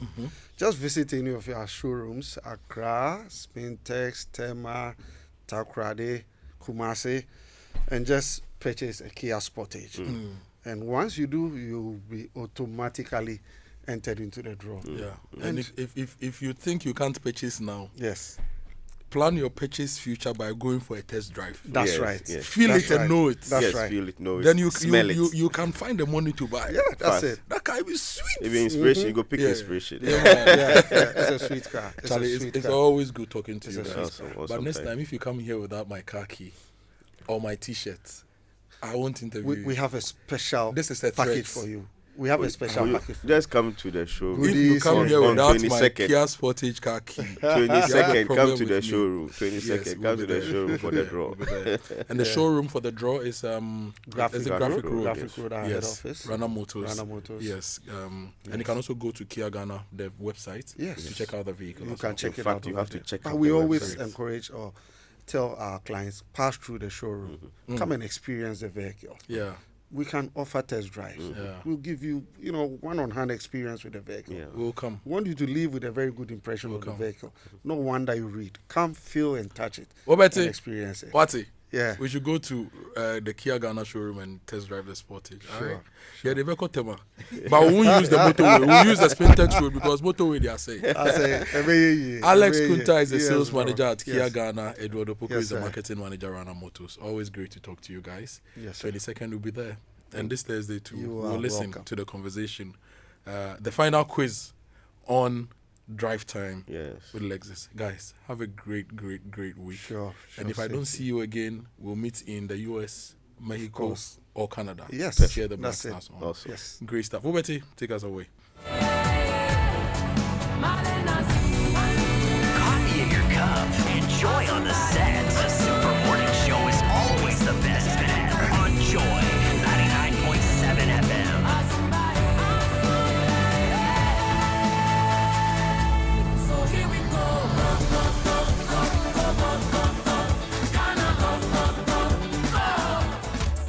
Last year was the first. This year, we go bigger. 2.0, Charlie. Accra, get ready. From the 28th to the 31st of May, 2026, the ultimate auto and homes fair lands once again at Good Park, Accra Mall. Looking for a new car? Push to start. Your dream home. Home sweet home. Or the latest home appliances to spruce up your space. Soft life vibe. This is your one-stop shop for the best mortgage deals, expert advice, and unbeatable offers from our auto, real estate, and home appliances partners.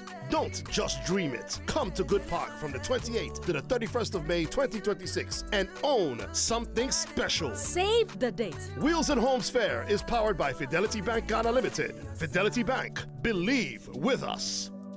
for believe with us. Fidelity. If I know I lay aside. Fidelity. When I wake up in the morning, I brush my teeth with Kale Charcoal toothpaste. This gives me confidence all day. Anytime you meet Amma, don't be surprised I smile showing my beautiful white teeth because I don't have cavity thanks to Kale Charcoal toothpaste for its natural charcoal properties. In fact, we are like twins. I can't go without my Kale Charcoal toothpaste. That be why I dey use Kale Charcoal toothpaste morning and night when I dey go bed safe. It dey make my teeth white when it dey comot every scent from my mouth inside. My confidence level they go up, so I dey show my 32 teeth all. Introducing the Kale Charcoal toothpaste, formulated with activated bamboo charcoal powder, ensures whiter teeth and removes bad breath. The strong natural property of the activated bamboo charcoal removes bacteria, absorbs surface stains on our teeth caused by coffee, wines, and tobacco. Welcome, Kale Charcoal toothpaste. Kale Charcoal toothpaste, Sankofa Yenchi. Kale, happy smile. This advert is FDA approved.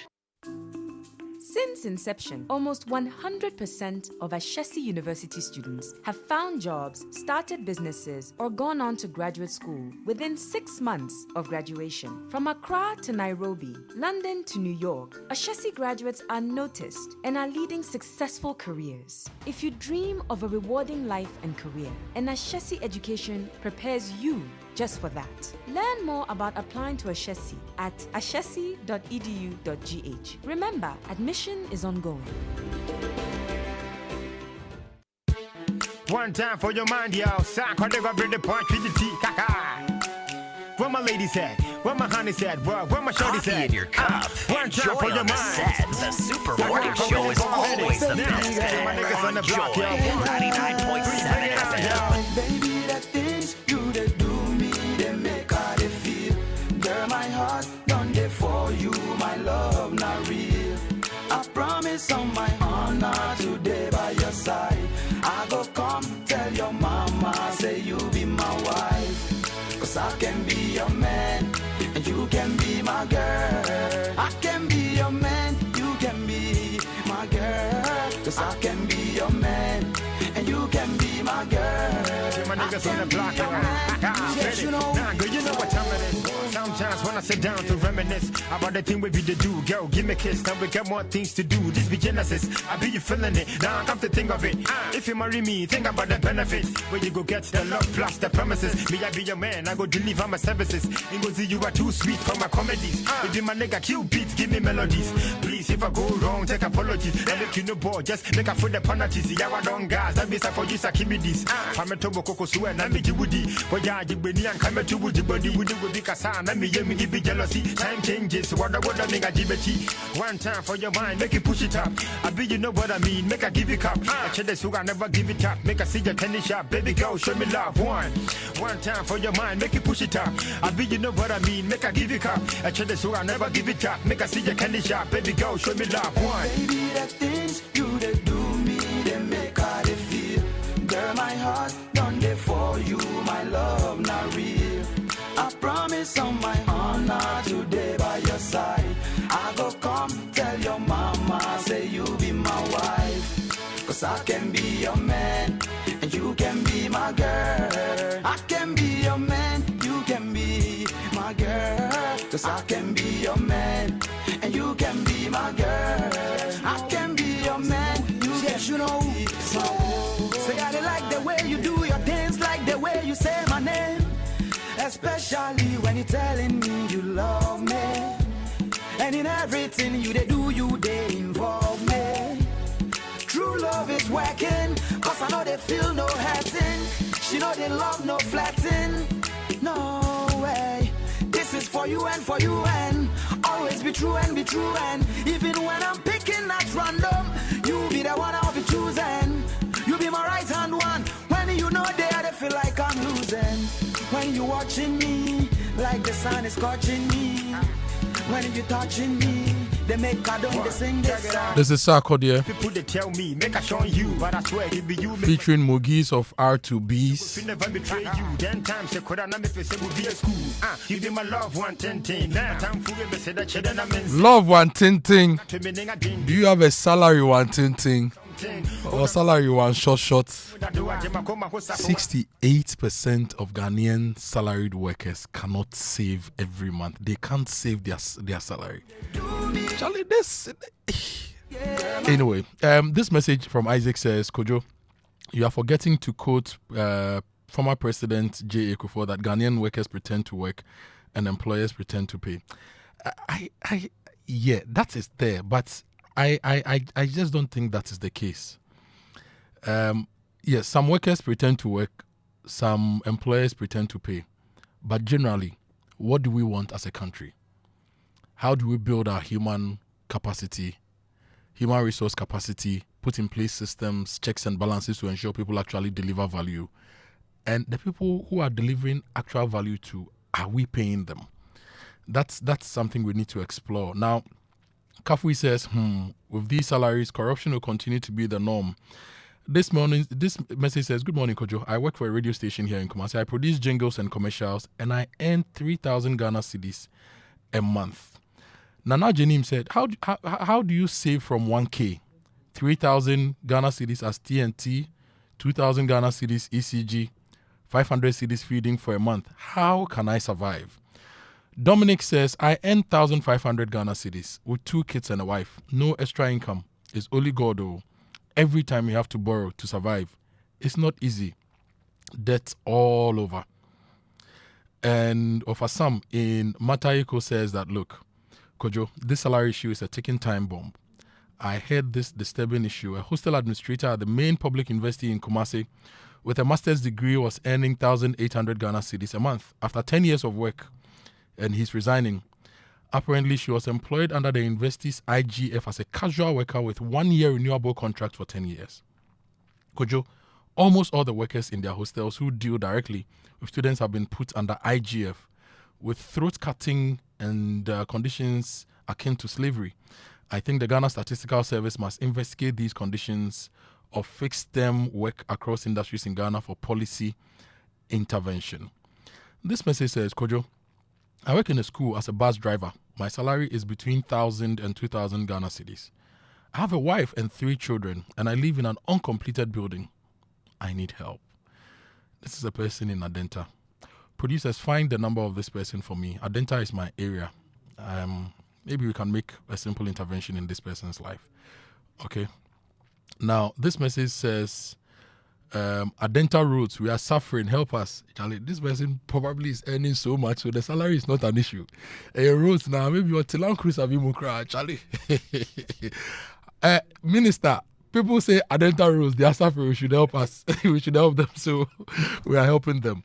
Now, Kuku in Tema says, Kojo, I would like to draw your attention to the stretch from Palace Mall through Mahama Road to Bema Camp. There are no proper bus stops along this road. And as a result, when vehicles break down, they are left on the road and end up causing serious traffic. I have personally been stuck in traffic since 6 a.m. this morning, and I believe this issue needs urgent attention. Kuku, thank you for sending this. We'll bring it to the attention of the managers of our road system. I know they are listening. Cape Coast to Mankesim Road beyond Otao, name according to Google Maps, massive traffic holding up cargo trucks, predominantly due to a few overhead power lines across the road that's currently hanging a bit lower than usual. We need attention to this. This one says, I work with the Ghana Health Services. I'm a deputy director of nursing. My salary doesn't take me anywhere. I'm not okay at all. It's not easy. Please, do you have any side job for me? I'm not okay at all.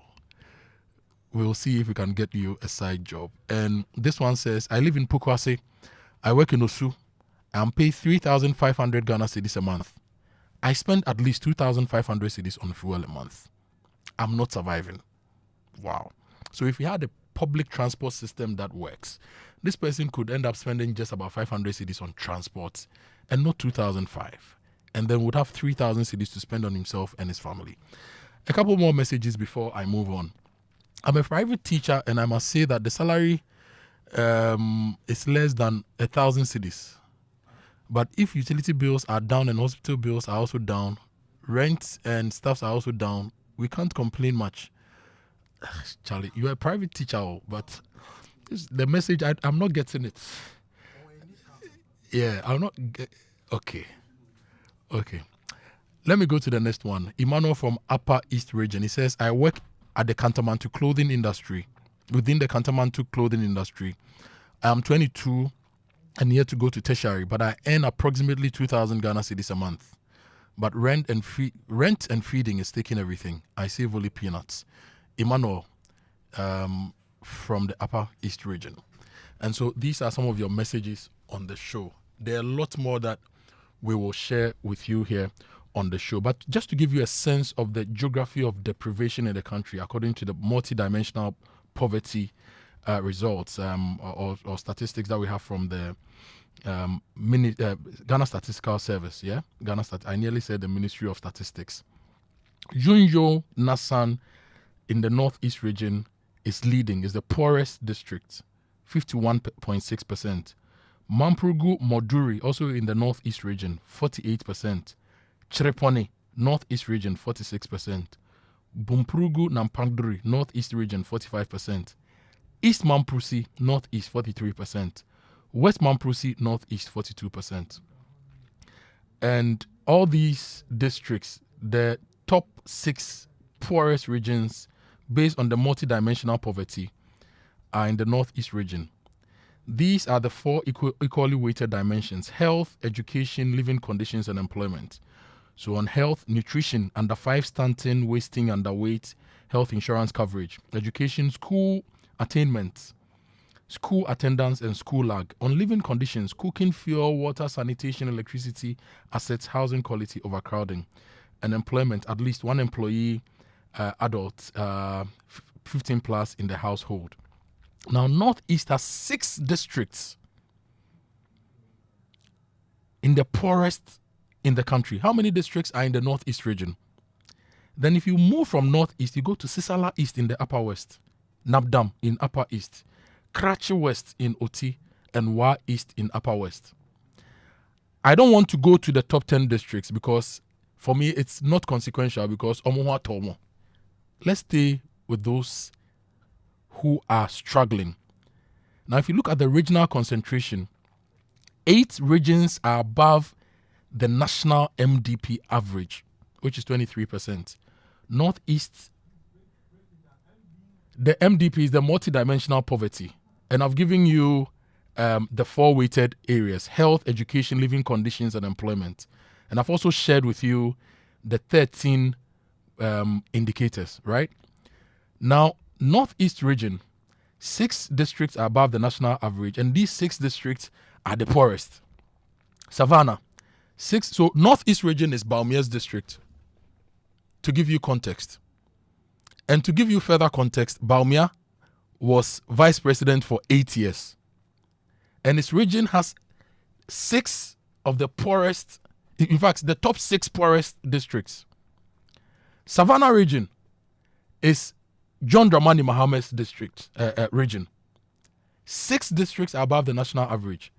John Dramani Mahama was MP, he was minister, he became vice president, he became president for a first term and president for a second term. And as I always say, you cannot have authority and not lift your people out of poverty. We saw Mwakwata building an asphalt road all the way to his village and putting street lights on it. Why can't we equitably send development to the north when you have a lot of influential people from the north? So, Mr. President, your region, Savannah region, 6 districts are above the national poverty average. What are the smart interventions you are putting in place to lift your own people out of poverty? Baumia, 8 years as vice president. What are you doing for your people? If you go to Upper West is Upper East Bogatanga, Upper West Wa. Upper West is Speaker of Parliament's district, Alban Sumana Gbagbin, MP, Minister, Speaker of Parliament, number 3. 9 districts in the Upper West region are above the national multidimensional poverty average. So all the influential people from the Upper West region, with all the authority we've given you and the things you are superintending, no, how are you lifting your... And you see, there's a trend though. I've mentioned Northeast, Savannah, Upper West. I'm going to Northern. Northern region has 14 districts. 14 districts in the Northern region. Upper East, 12 districts. Oti region, 6 districts. So if you look at Northeast, Savannah, Upper West, Upper East, and the Northern region, then all the regions in the North have majority of their districts above the national multi-dimensional poverty average. The Northern Caucus in Parliament, what do you do in Parliament? How are you lifting your people out of poverty? All the authority, all the money you are making, all the swagger, all the big cars you are driving. What are you doing? And the NGOs, over how many years that NGOs say they are lifting people out of poverty and interventions in the North? What are you doing? The government spend. You know, the last time I said that if I were the former Minister of Sports, I would not have agreed in cabinet to have my government spend over $250 million on all African games when my constituents don't have water to drink. Now, let me give you 5 things that the dashboard I've built is showing us. And I have 3 minutes to do this. The 4 equally weighted areas in the multidimensional poverty: health, education, living conditions, and employment.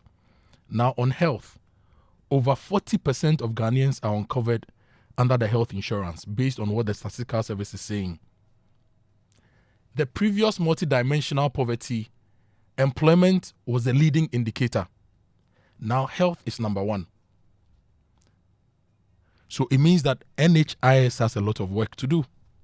And when it comes to ensuring health, we have a lot of work to do. When it comes to healthcare access, we have a lot of work to do. The president has been talking about Agenda 111 and how we didn't strategically plan for it. How do we solve that problem going forward? Healthcare coverage. There's Mahama Cares now. How are we going to use all these things to ensure that we are taking care of people? Now, Northeast region is a development emergency. All the 6 of its districts are in the national top 10 for West multidimensional poverty. And I'm sorry, but I'll mention Baumia's name. Me a vice president. If I'm the vice president, my hometown in Kranza, my mother's hometown in Kranza, I will tar the road. I'll make sure there's a cashew processing plant. I'll build a school. I will do everything to make my hometown Krabeshe. And nobody can tell me a vice president or people in authority at a certain level cannot influence development at their local level. So how can you be a vice president for 8 years, for example, and have all the districts in your region above the multidimensional poverty? How can Mahama be president for 2 terms and Savannah region is still underdeveloped? How can Bagbin be Speaker of Parliament and be whatever he's been over the years, and the outcomes we see in the Northern Caucus? What are you doing for your people? Go to Chebi and see asphalt as thick as both roads. The asphalt in Chebi, thick as both roads. You cannot fault Nanado for wanting to develop it because so all of you have been politicians and influential people for years. Why are your people still poor? Now, there's something that is also interesting. While West and Sene Afram Plains are proving that progress is possible, each of them have cut their multidimensional poverty by 37% in 4 years. So there's a positive. Sene Afram Plains, that is that area is the general Sene Afram Plains, Pro East, Pro West, Sene East, Sene West. So Komna Donkos area, if I should describe the people from the place.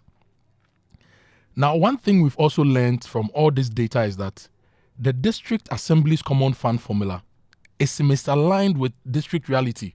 The common fund formula. It's not solving problems.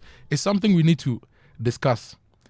And these reports must also have consequences on leadership. For example, there are certain people who do not deserve to be in the positions they have because their people continue to be poor. And we need to educate the people to kick those people out. There must be consequences.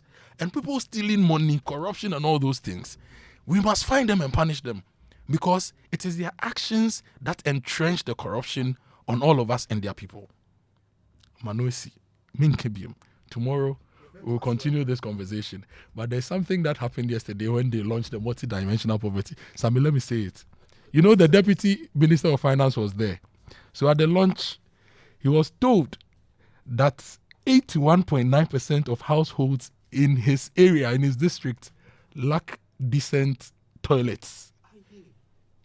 Deputy Finance, you are the launch, and the statisticians told you 81% of people in Eswejaman lack decent and competent toilets. Do you know what will happen? They'll be doing the thing in the water. And they'll be polluting the water. And the fish will be eaten and cholera and all those.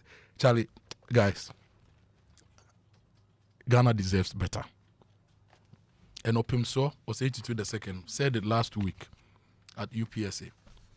You can't be 70 and still make some of the worst decisions for your own people and for your own growth.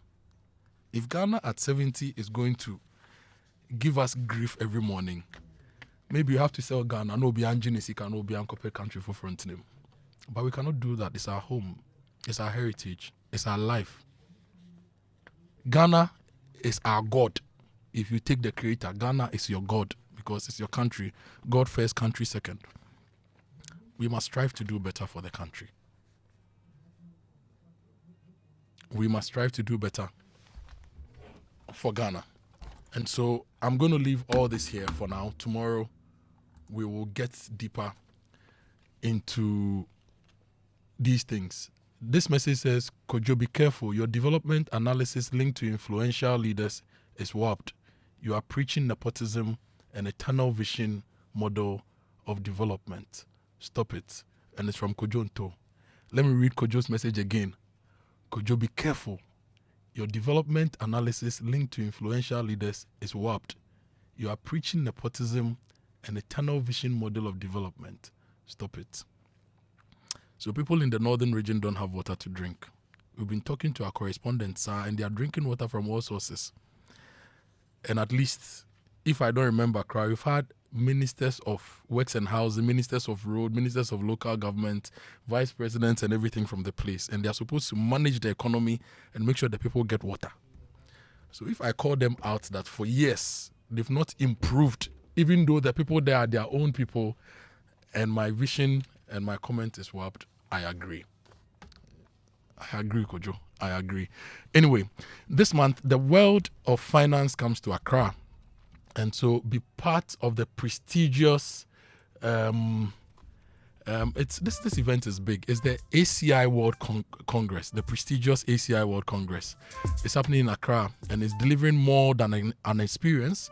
Over 500 global experts, innovators and financial leaders from Africa, Europe, Asia and beyond are gathering to shape the future of capital markets, forex, foreign exchange, investment banking, treasury, commodities and risk management.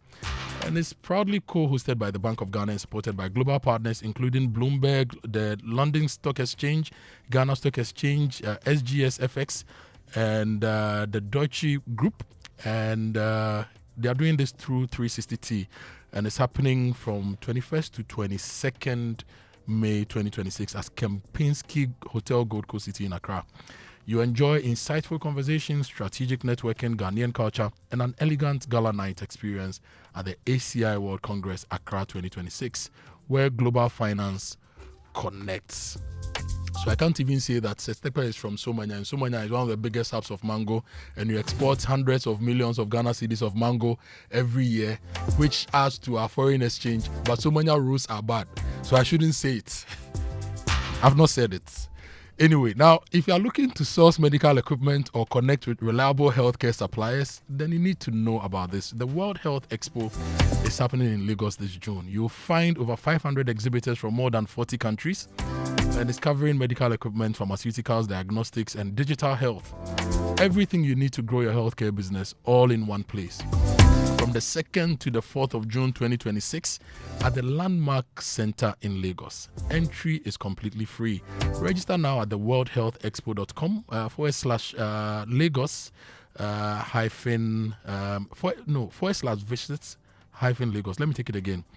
worldhealthexpo.com/visit-Lagos. Register now and be a part of it. And if you need fuel, make the smart stop at Star Oil, Ghana's largest oil marketing company. With over 240 stations nationwide, Star Oil gives you high-quality fuel, great service, and real value for money. This is why many Ghanaians are switching to Star Oil. And with the Star card, you enjoy safe, cashless fueling and easy expense tracking.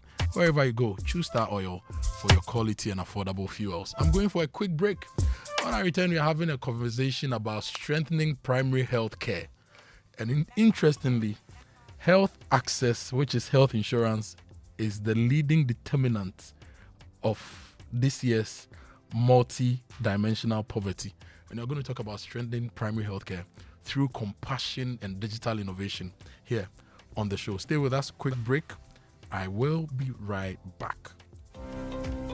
Your business is as strong as the people behind it. That's why smart companies in Ghana and across the continent trust Hot Jobs Africa for all their HR needs. We handle it all: recruitment and placement, labor outsourcing, HR consultancy, corporate training, expatriate management, and even staff busing. With 100% dedicated support, you're never doing it alone. Reach us today on 020-433-6004. Email info@hotjobsafrica.org or visit hotjobsafrica.org. Great businesses are built on great people. Let the experts handle it. Think HR, think Hot Jobs Africa. Electroland Ghana Limited, dear. Yeah, Mamo. For our loyal customers, because your loyalty deserves more. Yeah, Mamo. Big rewards for you and me from Accra to Tamale, all over Ghana. Electroland, dear, #1. Just buy your favorite Samsung, TCL, Media, and NASCO electronics from any Electroland showroom or authorized reseller store nationwide. Dial *928*8888# or go to register.electrolandraffles.com and enter our weekly and monthly draws and stand a chance to win big. From TVs, ACs, fridges, gas cookers, washing machines, sound towers, mobile phones, and more rewards just for you. Approved by MLA Caritas Platform. Electroland Ghana Limited. Rewarding your loyalty the big way. Terms and conditions apply. There comes a time in every young guy's life when something changes. The girls in your class, they are not as loud as you thought, and not as annoying either. Their voices sound different now, almost nice, and somehow you actually enjoy spending time with them. Luckily, some things make it easier. Start the moments that matter with Munchie chocolate chip cookies and experience the unmistakable crunch of chocolatey joy. This advert is FDA approved. It's the most action-packed breakfast show in town. The hottest music, the best giveaways, the great interviews, and all the laughter and fun you can imagine. Don't miss the Super Morning Show on Joy 99.7 FM. It's the best breakfast show in town.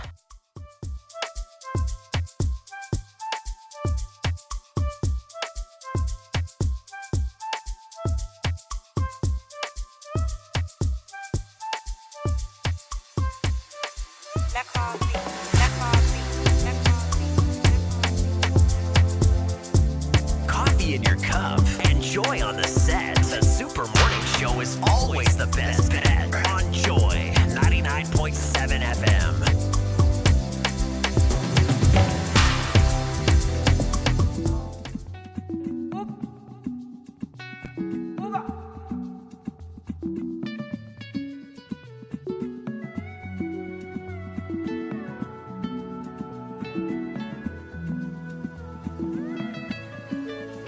Slowly I did talk. Money on my mind. Don't care what they yarning about me in particular. Come. Out here on the road chasing my dream because I know one chase it for me. Oh la la la, the mango my love. But I dish on my love. If you want to let you come alone, if you find anybody na money I want. But they hear what the people they talk. Once again I shall kill it love. This is love and I wanna get another one. I go take and do it in a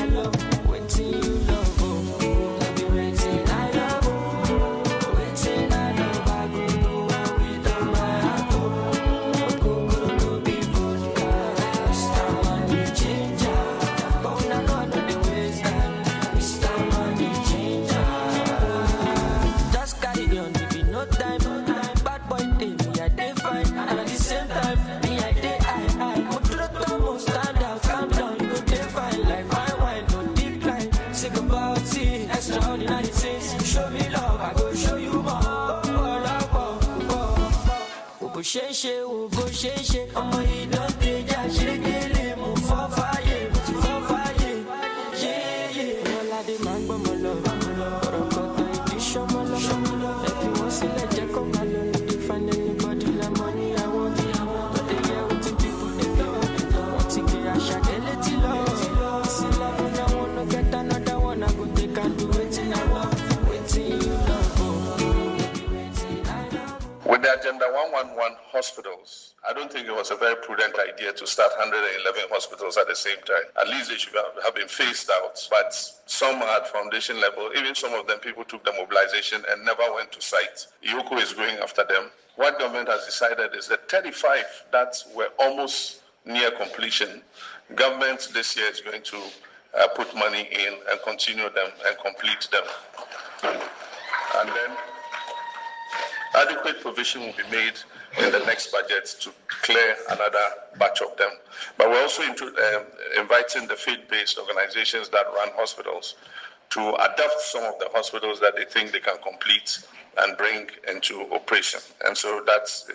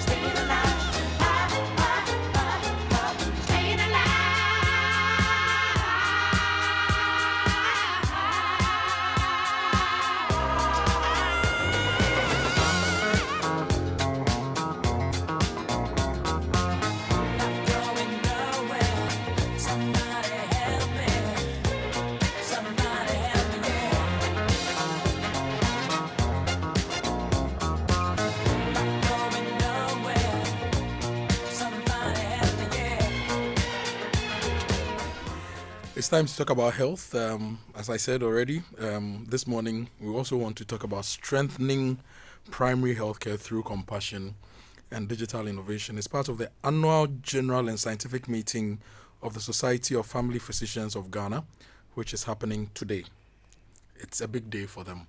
And I have Dr. Nathan Kwabla, specialist family physician and program lead for postgraduate training at the Nyaho Medical Center, and Dr.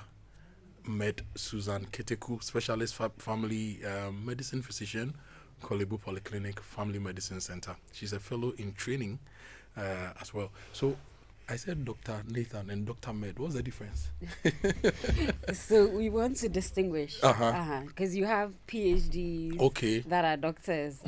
So just so that you know, that's a medical doctor. You know, in the States you have MDs. So for Ghana, that's just a distinction. Sometimes I see doctor, dentist. Yes. So you are distinguishing. Dr. Dent, yes. Okay. To see what kind of doctor. So Nathan is PhD doctor. No, he's also med. He's also med. He forgot to add his own. Okay. I just want to establish that. So Nathan is with us here, and Susan is also with us as well. And we are talking about this all-important annual general and scientific meeting of the Society of Family Physicians of Ghana. These people sit on a lot of data and they do a lot of work to keep all of us healthy. So this event is actually important for us to do a deep dive into Ghana's healthcare system, what has been done, what exists, what needs to be done, and how we can generally keep the population healthy. Anamibwa. Yes, please. Okay, but before I get to the conversation, you need to step into a world of hassle-free banking with the all-new CBG mobile app.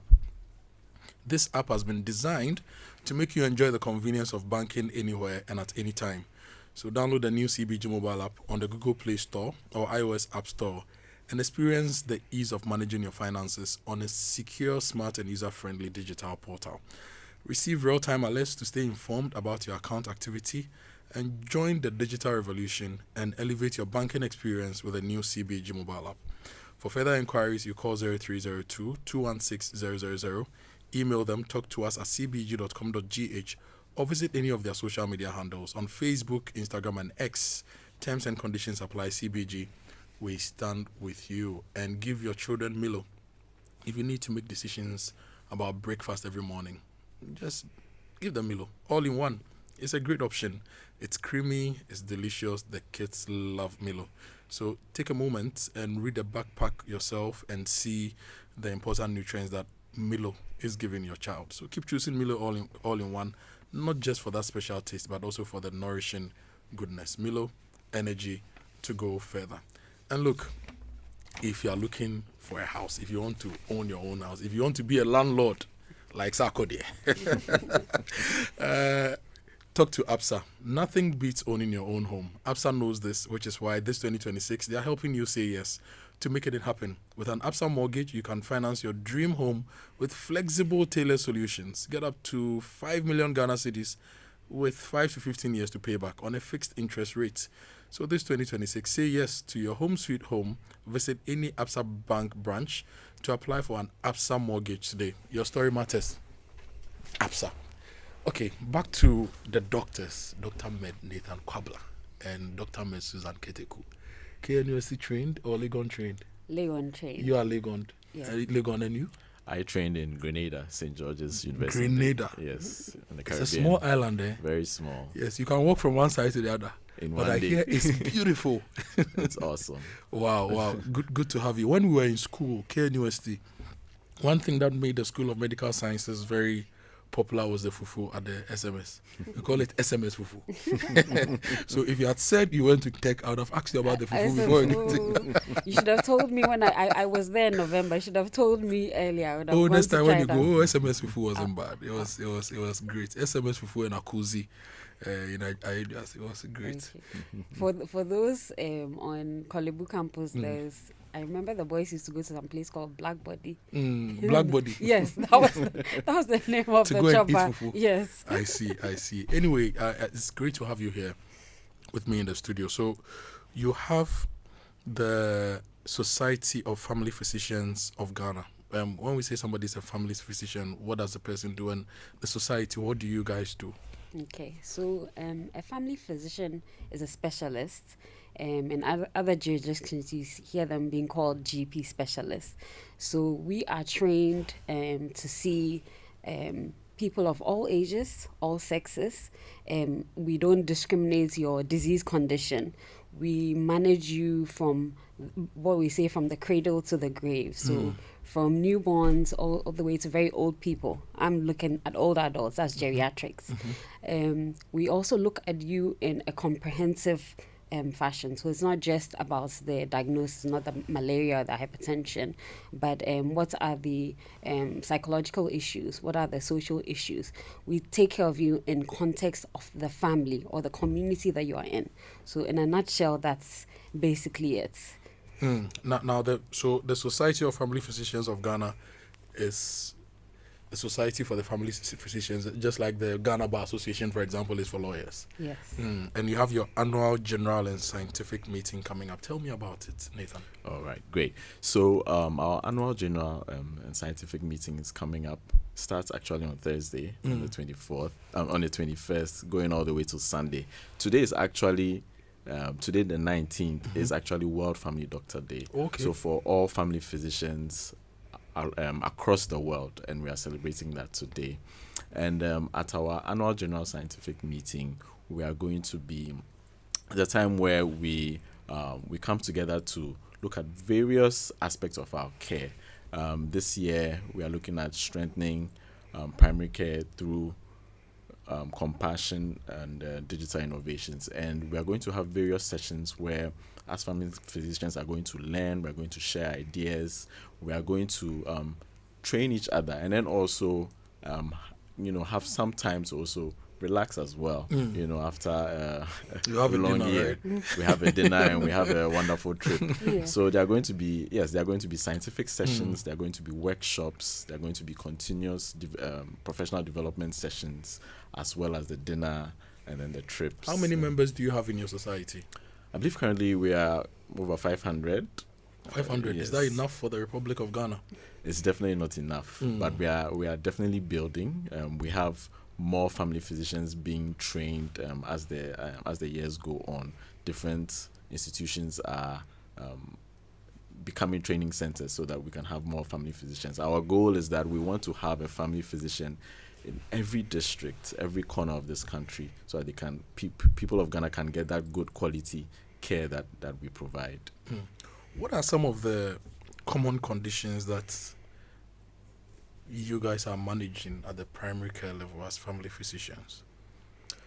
So at the primary care level, we currently have our disease burden being mainly in the non-communicable disease, where we know that we've moved from, communicable or infectious diseases, which are still there, but now the huge burden is non-communicable diseases.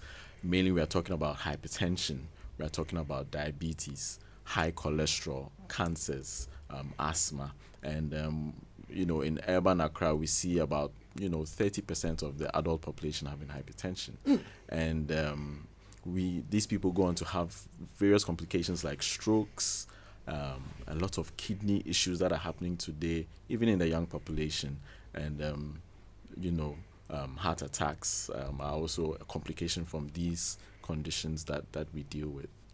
Wow, 30%. Yeah. You said 30%. Yes, that's hypertension. Yes, 30%. When we do our OPD morbidity and mortality data, hypertension is always, it's top. It's and up these are there. the people coming to the hospital. Yes, and so you can imagine those who are not what's in the wild, not right? Yes. Why are we seeing these increases? So with hypertension, we don't have an exact cause, but your lifestyle is something that puts you at risk. So you realize that in Ghana, a lot has changed over the years in terms of our diets. So we're moved away from the traditional things, the things our grandparents used to use, the boom and those things. Now we want to eat shawarma and a lot of ultra-processed food. It has a lot of salts, high salts, a lot of saturated fats. So those things predispose you to getting hypertension. The stress levels are also going up. It's a risk factor. I don't say it's a cause, but chronic stress. Urban lifestyle. We sit a lot. We're not walking. Lack of physical activity. And even with the diets, we're not eating the right things. We're not drinking enough water. There's some people who don't go for checkups unless they're fallen ill, especially the men. They don't like coming to the hospital. They have to be knocking at death's door. Yeah, the men. But you see, the data doesn't lie. It's the truth. So those are things. And then your family history, the risk factors. So a lot of times it's our lifestyle, and we need to change that. So at the primary healthcare level, it's not just about curing the diseases, but preventing it. So we do a lot of health education as well.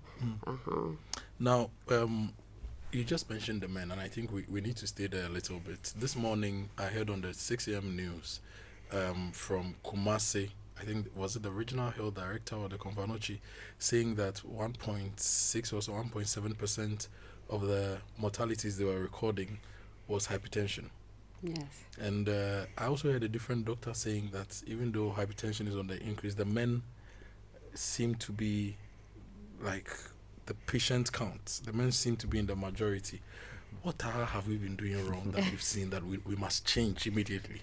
I mean, apart from just the lifestyle things that I've said, I'll also say that there's health-seeking behavior. That's something very important. So you don't wait till you're sick. So make it a point. Like, let's say your birthday comes up. Go for a checkup. Check your blood pressure when they're doing screening. Don't say, oh, I'm late to go for work. A lot of corporate bodies, I know, organize some of these health screenings. And people don't even avail themselves for 5-10 minutes. Just checking your blood pressure would let you know whether you're at risk or not. Also, just knowing your family history. So somebody passes away, they don't really know the details. If you know people who have had strokes, heart disease in your family, you know that you have to be extra cautious. So that's, the little advice that I can give in this short time. Yes, I've seen that this year's theme is largely around technology, trust, and the human touch. when it comes to primary healthcare. Why did you choose this particular theme, and what are the outcomes you are looking for after this annual general meeting? Okay, so we realized that technology is entering every part of our lives, and in healthcare it's a big part. We are seeing a lot of endeavors, or different ways of using technologies to take care of people, from electronic medical records to telemedicine, digital health, solutions. And we do note that with some of these efforts, you may feel like that human aspect is being taken away. For example, the advent of AI, even in writing papers, we talk about humanizing your writing. We feel like there's a risk of losing that touch. And we want the people we take care of, to be able to know that these technologies are there to help us become more efficient. We're also training ourselves and informing ourselves so that we can know how to use them efficiently and not lose that human touch, which makes our care more trustworthy, to our clients. And so that's why we decided to go with that theme, where we know compassion plays a big part of what family physicians do. And so as we apply this technology to our clients, we ensure that we are doing it in a compassionate way. We are making sure that when you come see me in the consulting room, I'm not just looking at my computer and typing away, but I'm giving you that full focus, whilst technology takes care of the heavy, mundane lifting, and you can feel well taken care of, and you can actually be well taken care of. What technology investments would you advise the government to get for our hospitals to ensure a much more efficient delivery of healthcare? Okay. So we've seen the use of electronic health records. It's been topical. We've seen changes. I think that's something that the government really needs to invest in and ensure its strength when we compare to countries like Estonia, where people have their portable electronic records, and it can be taken from whether you're the public or private healthcare systems. I think that's one huge aspect. We've also seen government go into telemedicine. Ghana Health Service used telemedicine very well. In the rural areas, you have specialists who may not be in a rural area, but then are able to provide care in that aspect. I'm also happy that we do now have a national AI strategy, and I think AI is where we also need to invest and use it properly. It has to be governed properly. It needs to be ethically used as well, in the healthcare space, so that we can make the impacts that we seek to do. Let me come to you, Susan. So the event is coming up. Is it just for you, the doctors, or the general public can come and sit in and listen to some of the things and also give you feedback? So let's backtrack a bit. We've done some screening. So this year we've taken it to the West. They say the best comes from the West. So early on in the week, there's been screenings for some populace in, what was the name? Braha Bomi or somewhere. Yes. Yes. In the Western region.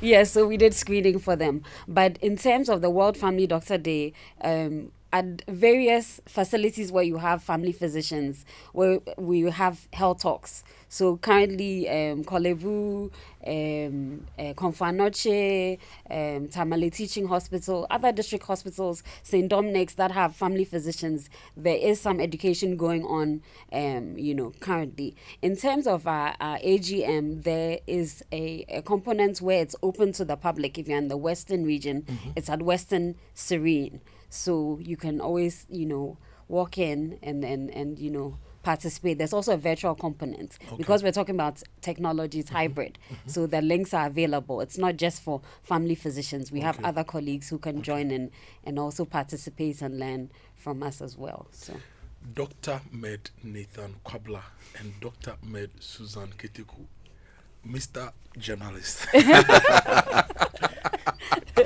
The Akoto. Mr. Farmer, it's been great talking to you. I love talking to doctors because back in school on my floor, I had quite a lot of doctors on the floor.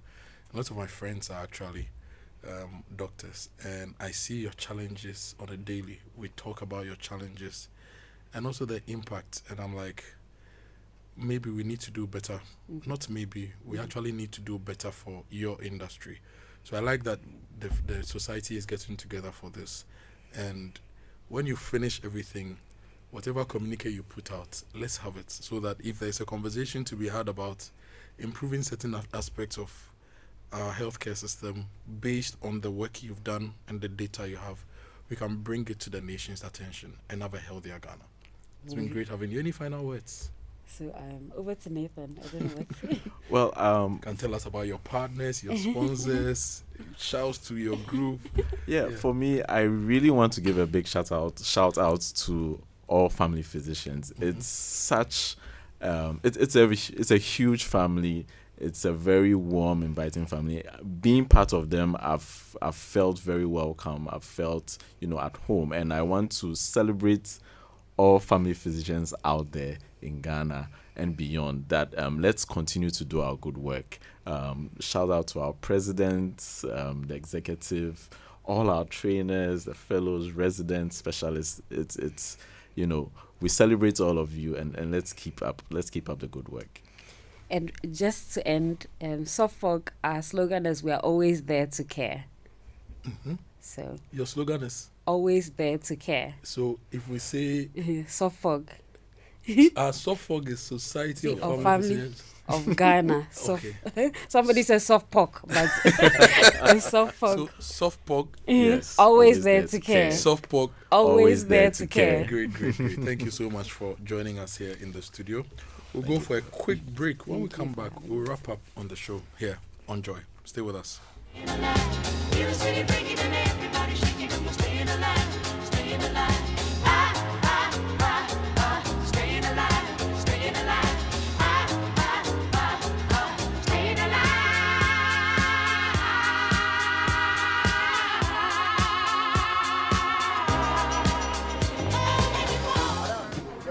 At the chop bar, hungry customers are waiting because a penalty is about to be taken.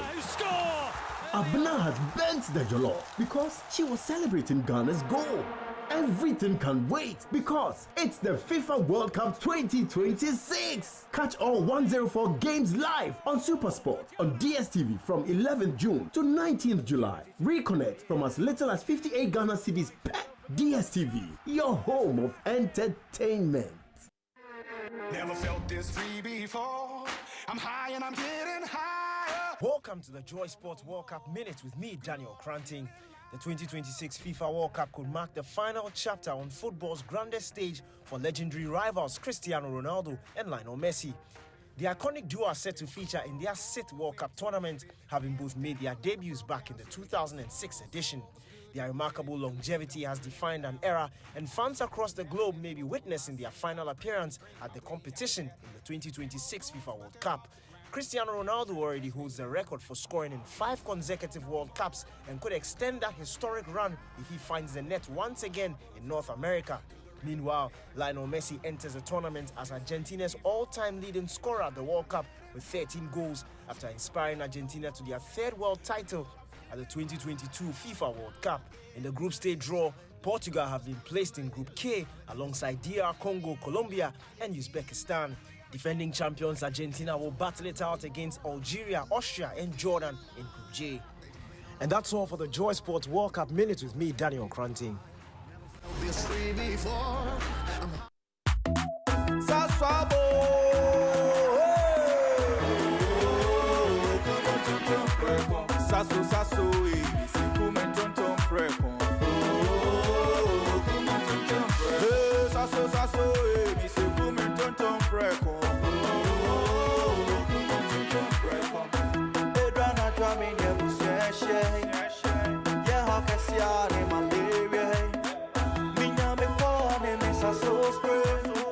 Every mosquito study run away. Oh, come on, tonton, preko. Sasso, mi se come tonton, preko.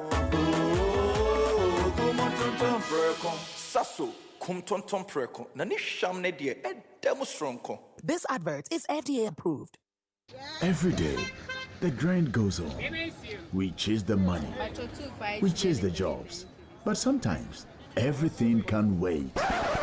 Ghana have done it. Ghana heading to the 5th World Cup. And in that moment, nothing else matters. Everything can wait.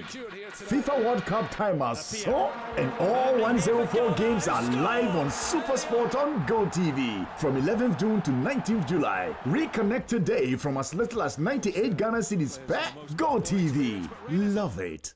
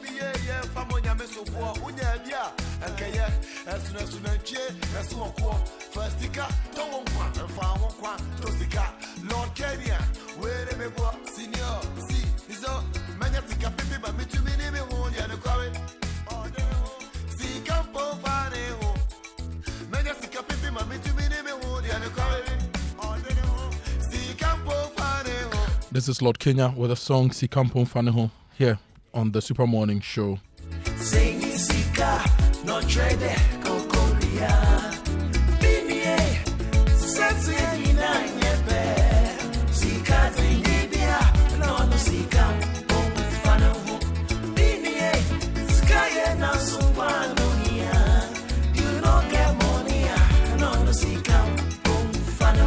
If you don't have money, just leave money alone. It's coming up to 9:30. My name is Kojo, Akoto Boateng, and this is the Super Morning Show here on Joy. This morning we've looked at the multi-dimensional poverty numbers from the Ghana Statistical Service. We've also looked at salary ranges across different industries, but there's a deeper analysis to be made when it comes to the salaries. We'll do that in the course of the week.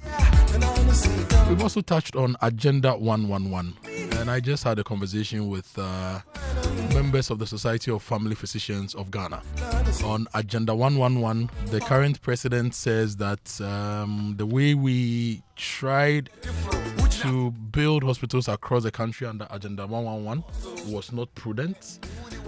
And in fact, I want to bring the president's voice again and get a reaction and have a conversation on Agenda 111 before we wrap up on the show this morning.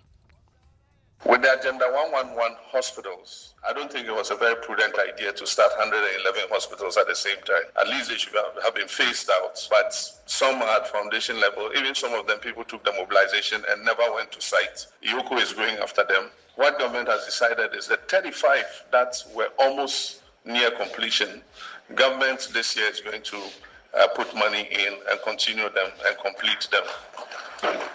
And then adequate provision will be made in the next budget to clear another batch of them. But we're also inviting the faith-based organizations that run hospitals to adapt some of the hospitals that they think they can complete and bring into operation. And so that's it. So that was the President, His Excellency John Dramani Mahama, talking about Agenda 111 here on the show. While we're having this conversation, healthcare access is still a problem. MDP, the survey suggests that about 40% of Ghanaians don't even have health insurance coverage. And we all know the issues to do with no birth syndrome. It's not gone yet. Now, Agenda 111 was a project that the previous government embarked on after the COVID-19 scare. And the plan was to ensure we build hospitals to bridge the gap and have enough hospitals to improve access across the country. But after this project started, there's not a single one which has been operationalized, and the president has been speaking about it. But I want to talk to Dr. Anthony Nsiasari. He's the former Director General of the Ghana Health Service and former presidential advisor on health, under whose government or tenure that in the 111 projects began. Doc, good morning. How are you? Good morning, Kojo. I hope you heard the president. Yes, I heard him, and I'm surprised. Why are you surprised? I'm very much surprised because, what people say when they are looking for power is different from what they do when they come to power. I wish you have also have played one of his statements he made when he met some nursing training college. He said that he will come and complete all Agenda 111 and employ them, give them automatic employment. He didn't say that. I think he said that. As you rightly said, Agenda 111 was envisaged as a result of the pandemic that we have in 2020, the COVID. We realize that we don't have enough hospital beds. And as we speak now, we don't have enough hospital beds. That's the reason why 8 years ago, we had a 70-year-old man being taken to 7 different hospitals and lost his life. And just recently, we also had a similar case where he went to 3 hospitals. If we have hospitals, which are primary referral centers across the country, nobody will have to travel a long distance to access quality, and I'm qualifying quality health care across the country.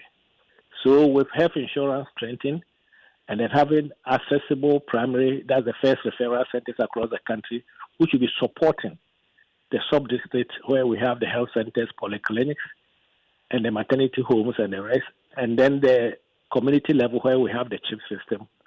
Then we are moving forward as a country so far as health is concerned.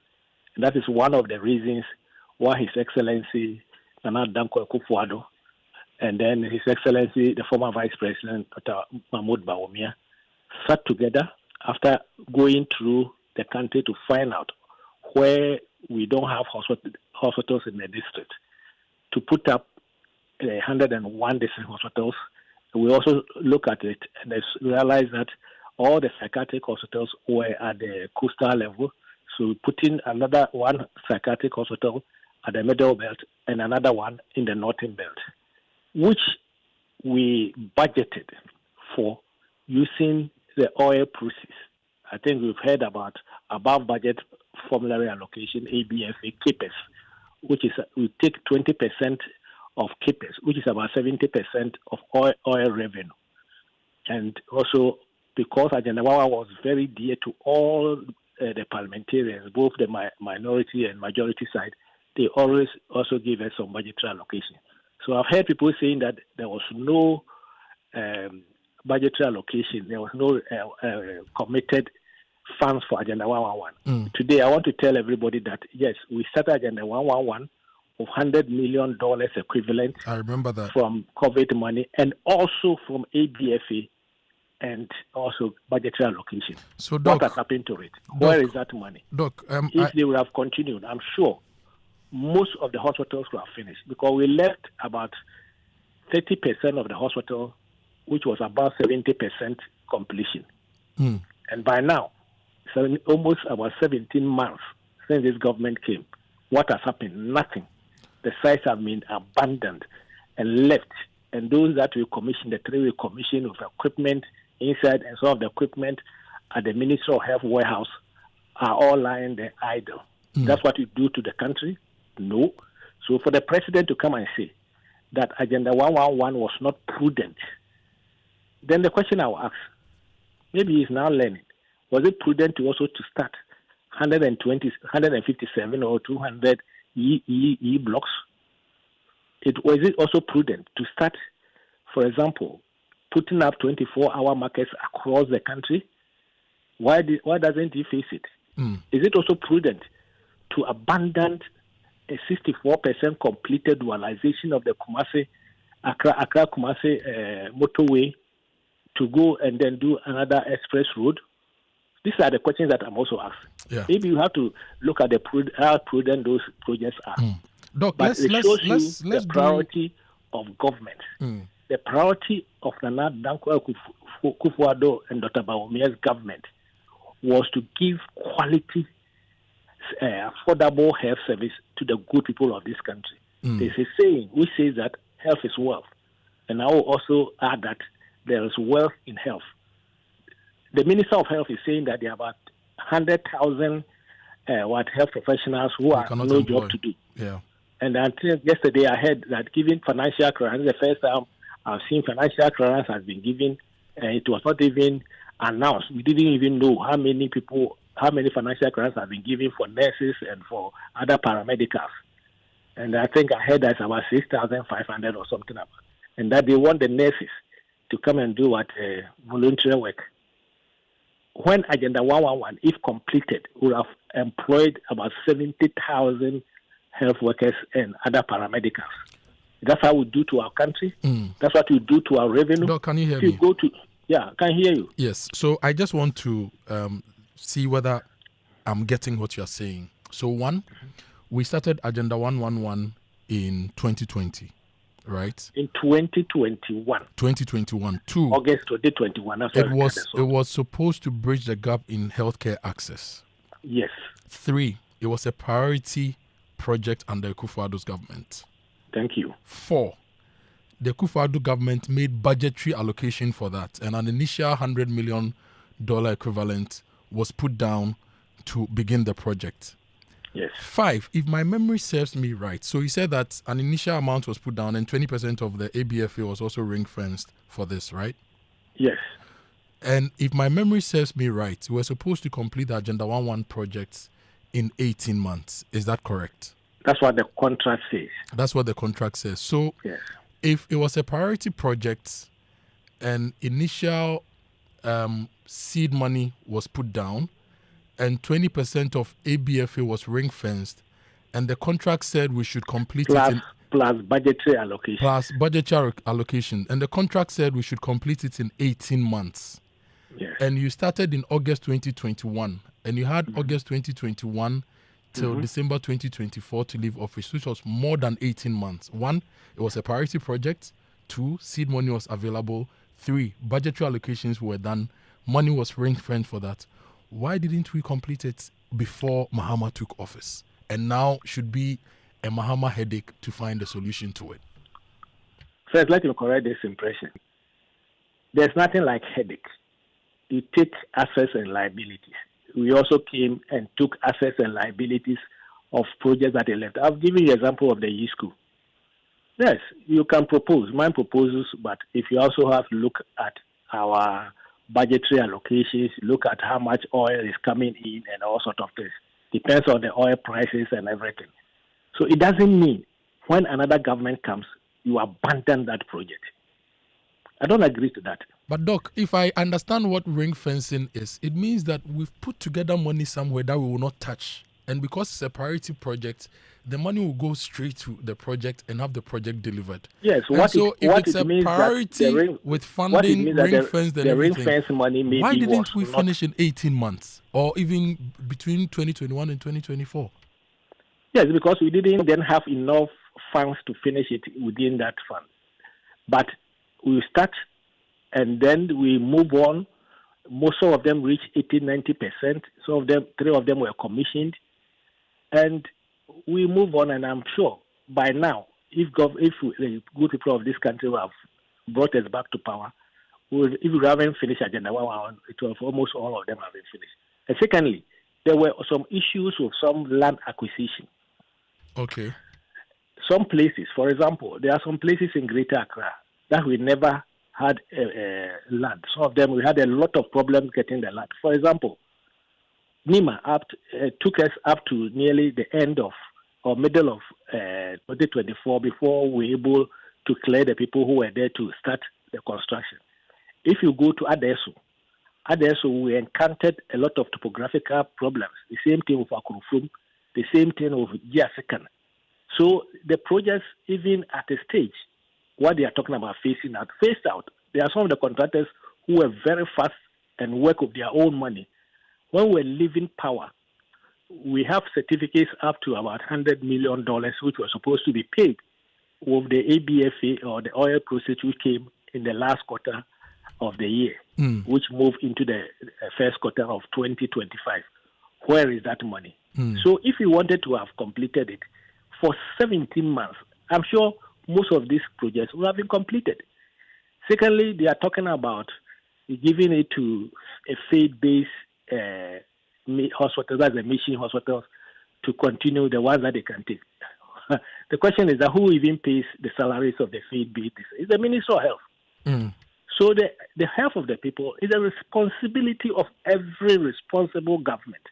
And that is what Nana Dankwa Akufo-Addo and his government took bold decision to make sure that we will not take over 100 years to bridge the gap. But we are doing this thing to take a very bold decision to use our oil money, our revenue from the oil, like what you see when you go to Dubai and other places, Norway, that they put up legacy projects, which is now being useful to the good people of the country. That's exactly what you wanted to do. Okay. So if you come and the project is not finished, you take up assets and liabilities. You finish it, but you don't just lament and then come and say that, use the word that it's not a prudent project. Yeah. I don't think it's the case. Now, that's why I asked the question. Is it prudent also to do markets across the country? Is that the priority? Is it they saying to do another expressway when we haven't even finished the dualization, which is about 34% completion? Is that what you want to do to a good people of this country? And then we always see accidents on the Kumasi Accra Road. Is that the best thing to do? So we took a very good decision, took a bold decision. If you are coming into government, you have to have a vision. You have to have take bold decision, and that is what Nana Dankwa Akufo-Addo and Dr. Bawumia's government did. Doc, if I may, you mentioned that 3 of the hospitals were commissioned. Yes. Which of them?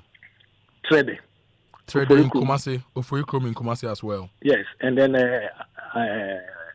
Bokoro in Hunter West.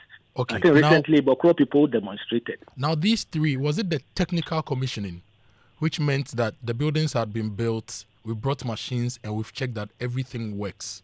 Or it was technical commissioning to administrative catalyzation, like you did everything administratively, you gave clearance for people to be employed, you put money down for consumables and everything. Was that what was done, or we just did the technical commissioning without the administrative support? Maybe that should be the right way. We did the technical commissioning. It is up to whoever has taken up the reins of government to put people in and then do the right things for it to start. Okay. We did the same thing for UGMC. We did the same thing for RAGE. Remember, RAGE was commissioned in November 2016. We came and then operationalized it. It was very easy for RAGE because we moved the staff from one area to another area at the same place. UGMC, the same thing. You remember the UGMC, we have to do a lot of other things because the phase 2 was also contingent on phase 1. And then we have to do the phase 2 even with another source of funding, and then completed that one, commission it in 2023. Now, Doc, you are a very technical person, trained health professional, worked for years, been impactful in the space and everything. Do you think that when it comes to healthcare infrastructure, it should be led by NDPC, Ghana Health Service, and the technical institutions, but not by the political program? And I'm asking this because when your government took office, we had UGMC, which had been abandoned for years. We had the KNUST Teaching Hospital, which had been abandoned for years. We had the Afari Military Hospital, which had been abandoned. We had the Kumasi Regional Hospital at Sewa, which had been abandoned. We had the Seche Kumewu Hospital, which had been abandoned. We had, I think, Bekwai, if I remember very well. We had quite a lot of hospitals which had been abandoned. In fact, in my former employment, we had to write a petition to the president outlining these facilities which had been abandoned and push for them to be operationalized. UGMC then had been commissioned under the previous government, phase 1, but phase 2 was not done. After we put pressure on your government, you commissioned phase 2, but it was never operationalized properly until COVID came and we needed places for politicians to sleep. So do you think that we need to change this approach of infrastructure? You are a health professional, so I'm limited into health, that maybe an NDPC or a Ghana Health Service should do their planning and politicians come and tell us how they are going to implement that, so that we don't have an Akufo-Addo government saying, I want to do Agenda 111. And the Mahama government comes and says, me too, I want to do Mahama case and I want to build new infrastructure. And you have a lot of infrastructure around the country which are not completed, and people who need healthcare. Yes, I quite agree with you as a professional that we should have 40 years or 50-year plan that people will then feed and build their manifesto from. That one I quite agree with you. I also believe that the health ministry and for that matter, Ghana Health Service should plan. See that in the next 5 years, in the next 10 years, this is what we need as a country. And I believe that it should not even be, it should be left of the ministries to put up these things. There should be a project coordinating office, maybe attached to the presidency or somewhere, where we have all the engineers, architects, and everybody there. And that if you say that, I need this hospital, I need this school, and then it fits into the program and the project of the professionals. Yes, we want a hospital, we want 100-bed hospital, we want a certain emergency center, we want this and this and the others. Then they go ahead and build. Because that's the reason why most of the projects are delayed. And I will tell you that Agenda 111 was a unique one. Some people are saying, why was the office, the coordinating office in the office of the president? It was a president's initiative. It was something that he think it should be done, and then it be done as quickly as possible for him. He would have wished that we have commissioned about 90% of all of them. He was always calling us, asking us where we have reached and all this. And it is one of the projects where we have a decentralized coordinating system, where we have divided the country into 8 zones, where there were consultants, supervisory side consultants, who have to look after these contractors, inform the lead consultant what is happening, and then before it comes to the office of the president, where we have a multi-ministry committee of the Ministry of Health, Ghana Health Service, Finance, Ministry of Local Government, Housing, and everybody in. And then we were paying that one also through the Ghana Infrastructure Investment Fund. So it wasn't even from the Ministry of Finance, where people go and queue for their money and they have to do something and they see somebody. So if you look at the way the project was done, that's what I said, that if you look at the percentage of work done, the amount of money which was paid, they've done more work than what money has been paid to them. Because they have to couldn't complete in the scheduled 18 months. After we did the 10% mobilization, then we fixed 10% of work done before you are paid. And that one, the supervisory side consultant will have to look at it, and it comes to the consultant for them to agree that that's the percentage before you are paid. Later, we'll realize that we're stifling the contractors of funds. So we reduce it 7% and 5% so they can get money to do it very well. If the amount of IPCs, interim payment certificates that were left before we left office, which were not paid, that's nearly about $100 million. If it would have been paid somewhere in 2025 from the same source of budget that we put forward, I'm sure more than 30% of these hospitals will have been completed and being used by now. And we have employed a lot of health professionals and other Ghanaians who are looking for jobs to do. Dr. Anthony Ntiansari, thank you very much for joining me this morning for this conversation. I hope we get to have these conversations a lot more so that we can shape the development of Ghana. Thank you, and enjoy the rest of your day. Thank you very much also, and good morning to everybody. Good morning. That was Dr. Anthony Ntiansari. We all know him, former presidential advisor on health, also a former director of the Ghana Health Service, joining us this morning to talk about Agenda 111 originally started in 2021. They had an 18-month timeline. And as we speak, not a single one of them is operational. About 37 are over 70% complete. About 28 are between 50 to 70%, and 36 are less than 50% complete. And so that's the conversation we had. I'm happy he agrees with me that we need a better technical decision in deciding on when to build hospitals and not a political sloganeering to build hospitals. I'm happy because it's happened over the years. NDC comes, they try to build, MPP comes, but the colossal failure of the Agenda 111 project is something that infrastructure people in academia should really look into. How we decided to build something in 18 months, have funding for it, and couldn't complete.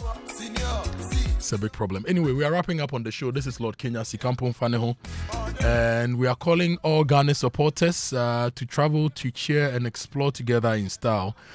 This is AH Africom Travel and Tours, and they have a nice package for you, which includes round-trip international flights, travel insurance, match tickets for all 3 Ghana games, guided sightseeing, visa assistance, daily lunch and dinner, ground transportation to all match venues, and the package is $9,300 for the standard package, and VIP is $14,000. You can call 059-637-4618 or 05073442211 to book your place, to secure your place now. Or you can find them at the airport residential area near the opposite the diplomatic shop.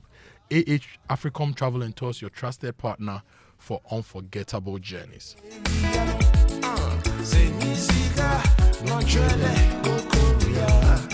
If you are planning for the future, it begins with decisions you make today. Save and invest early with EDC to build wealth and retire comfortably. One clear sign of financial growth is when your money starts working for you through steady returns and long-term wealth creation.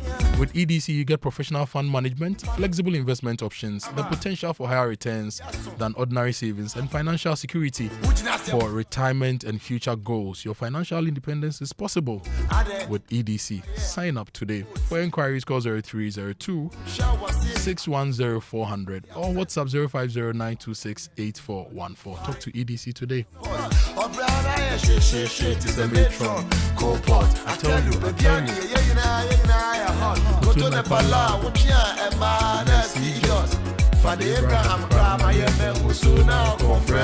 This is Lord Kenya, and Electroland Ghana Limited is giving you weekly and monthly big rewards when you buy Samsung, TCL, Media, and NASCO Electronics anywhere in Ghana and from any authorized dealer or reseller. Just buy your LED smart TVs, your splits, ACs, and everything you need. If it's from Samsung, TCL, Media, and NASCO, you dial *928*8888# or you go to register.electrolandraffles.com to enter the weekly and monthly draws. It's approved by the NLA on the Caritas platform. Electroland Ghana Limited, they are rewarding your patronage the big way.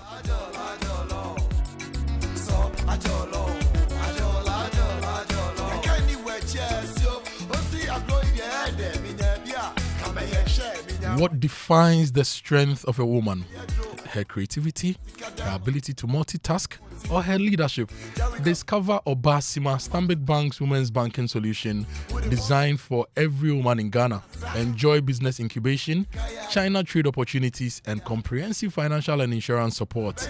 Stanbic is here to drive your growth. Visit stanbic.com, stanbicbank.com.gh, or you call 0302 815 789. Stanbic Obasima, unlock your strength.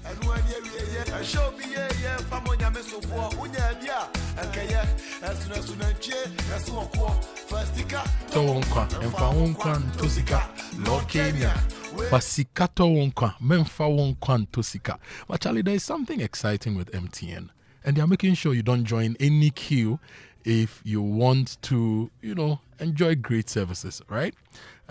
It's simple. If you want to switch to an eSIM, if you're on MTN, that digital SIM that is built into your phone, it's simple. You can download the MTN app, that is the My MTN app.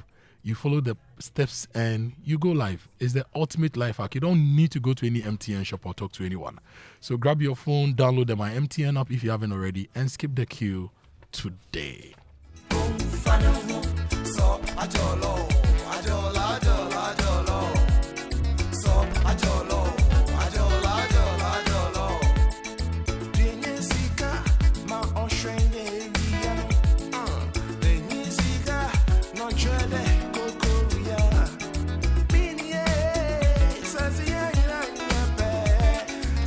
Let me read this message before I tell you about Kingdom Books. It says, Kojo, while the suggestion that politicians should support the development of their hometowns may appear positive on the surface, I believe it could create serious distortions in national development planning.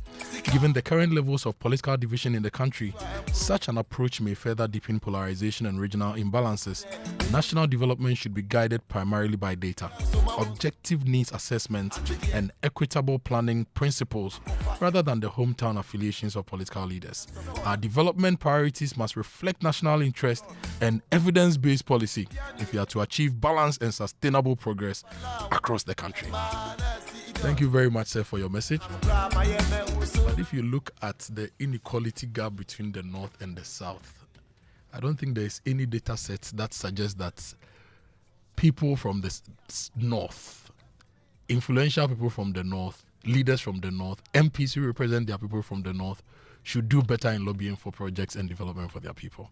No data beats that. That's why I will strongly defend this my position anywhere I go. Now, Kingdom Books and Stationery Limited is your number one supplier of quality office essentials, equipment and furniture at affordable prices, and they've introduced an online store for your shopping convenience. This means you can now shop by simply logging onto kingdomstoreonline.com without physically going to any of the branches. It's hassle-free. They'll arrange delivery to your homes and offices within a reasonable time as well, and they offer free delivery within Accra and Tema. They accept payment across Momo platforms as well. Terms and conditions apply. At Kingdom, quality and affordability is their hallmark. And if you want to support Infansipum School as they celebrate 150 years, you can contribute easily by dialing *920 *1876 hash. *920 *1876 hash. Let's come together to honor the past, empower the present, and build the future. Infansipum at 150 Greenwich Can. My name is Kojo Akoto Boateng. This has been the Super Morning Show. A lot to talk about, but very little time. But the week is still young. Today is just Tuesday. Tomorrow we are back and we'll delve deeper into the issues and your issues, all here on the show. The awesome Hannah Odame is here. She's bringing you news at 10. Have a great day. Enjoy the rest of our programming. God bless you.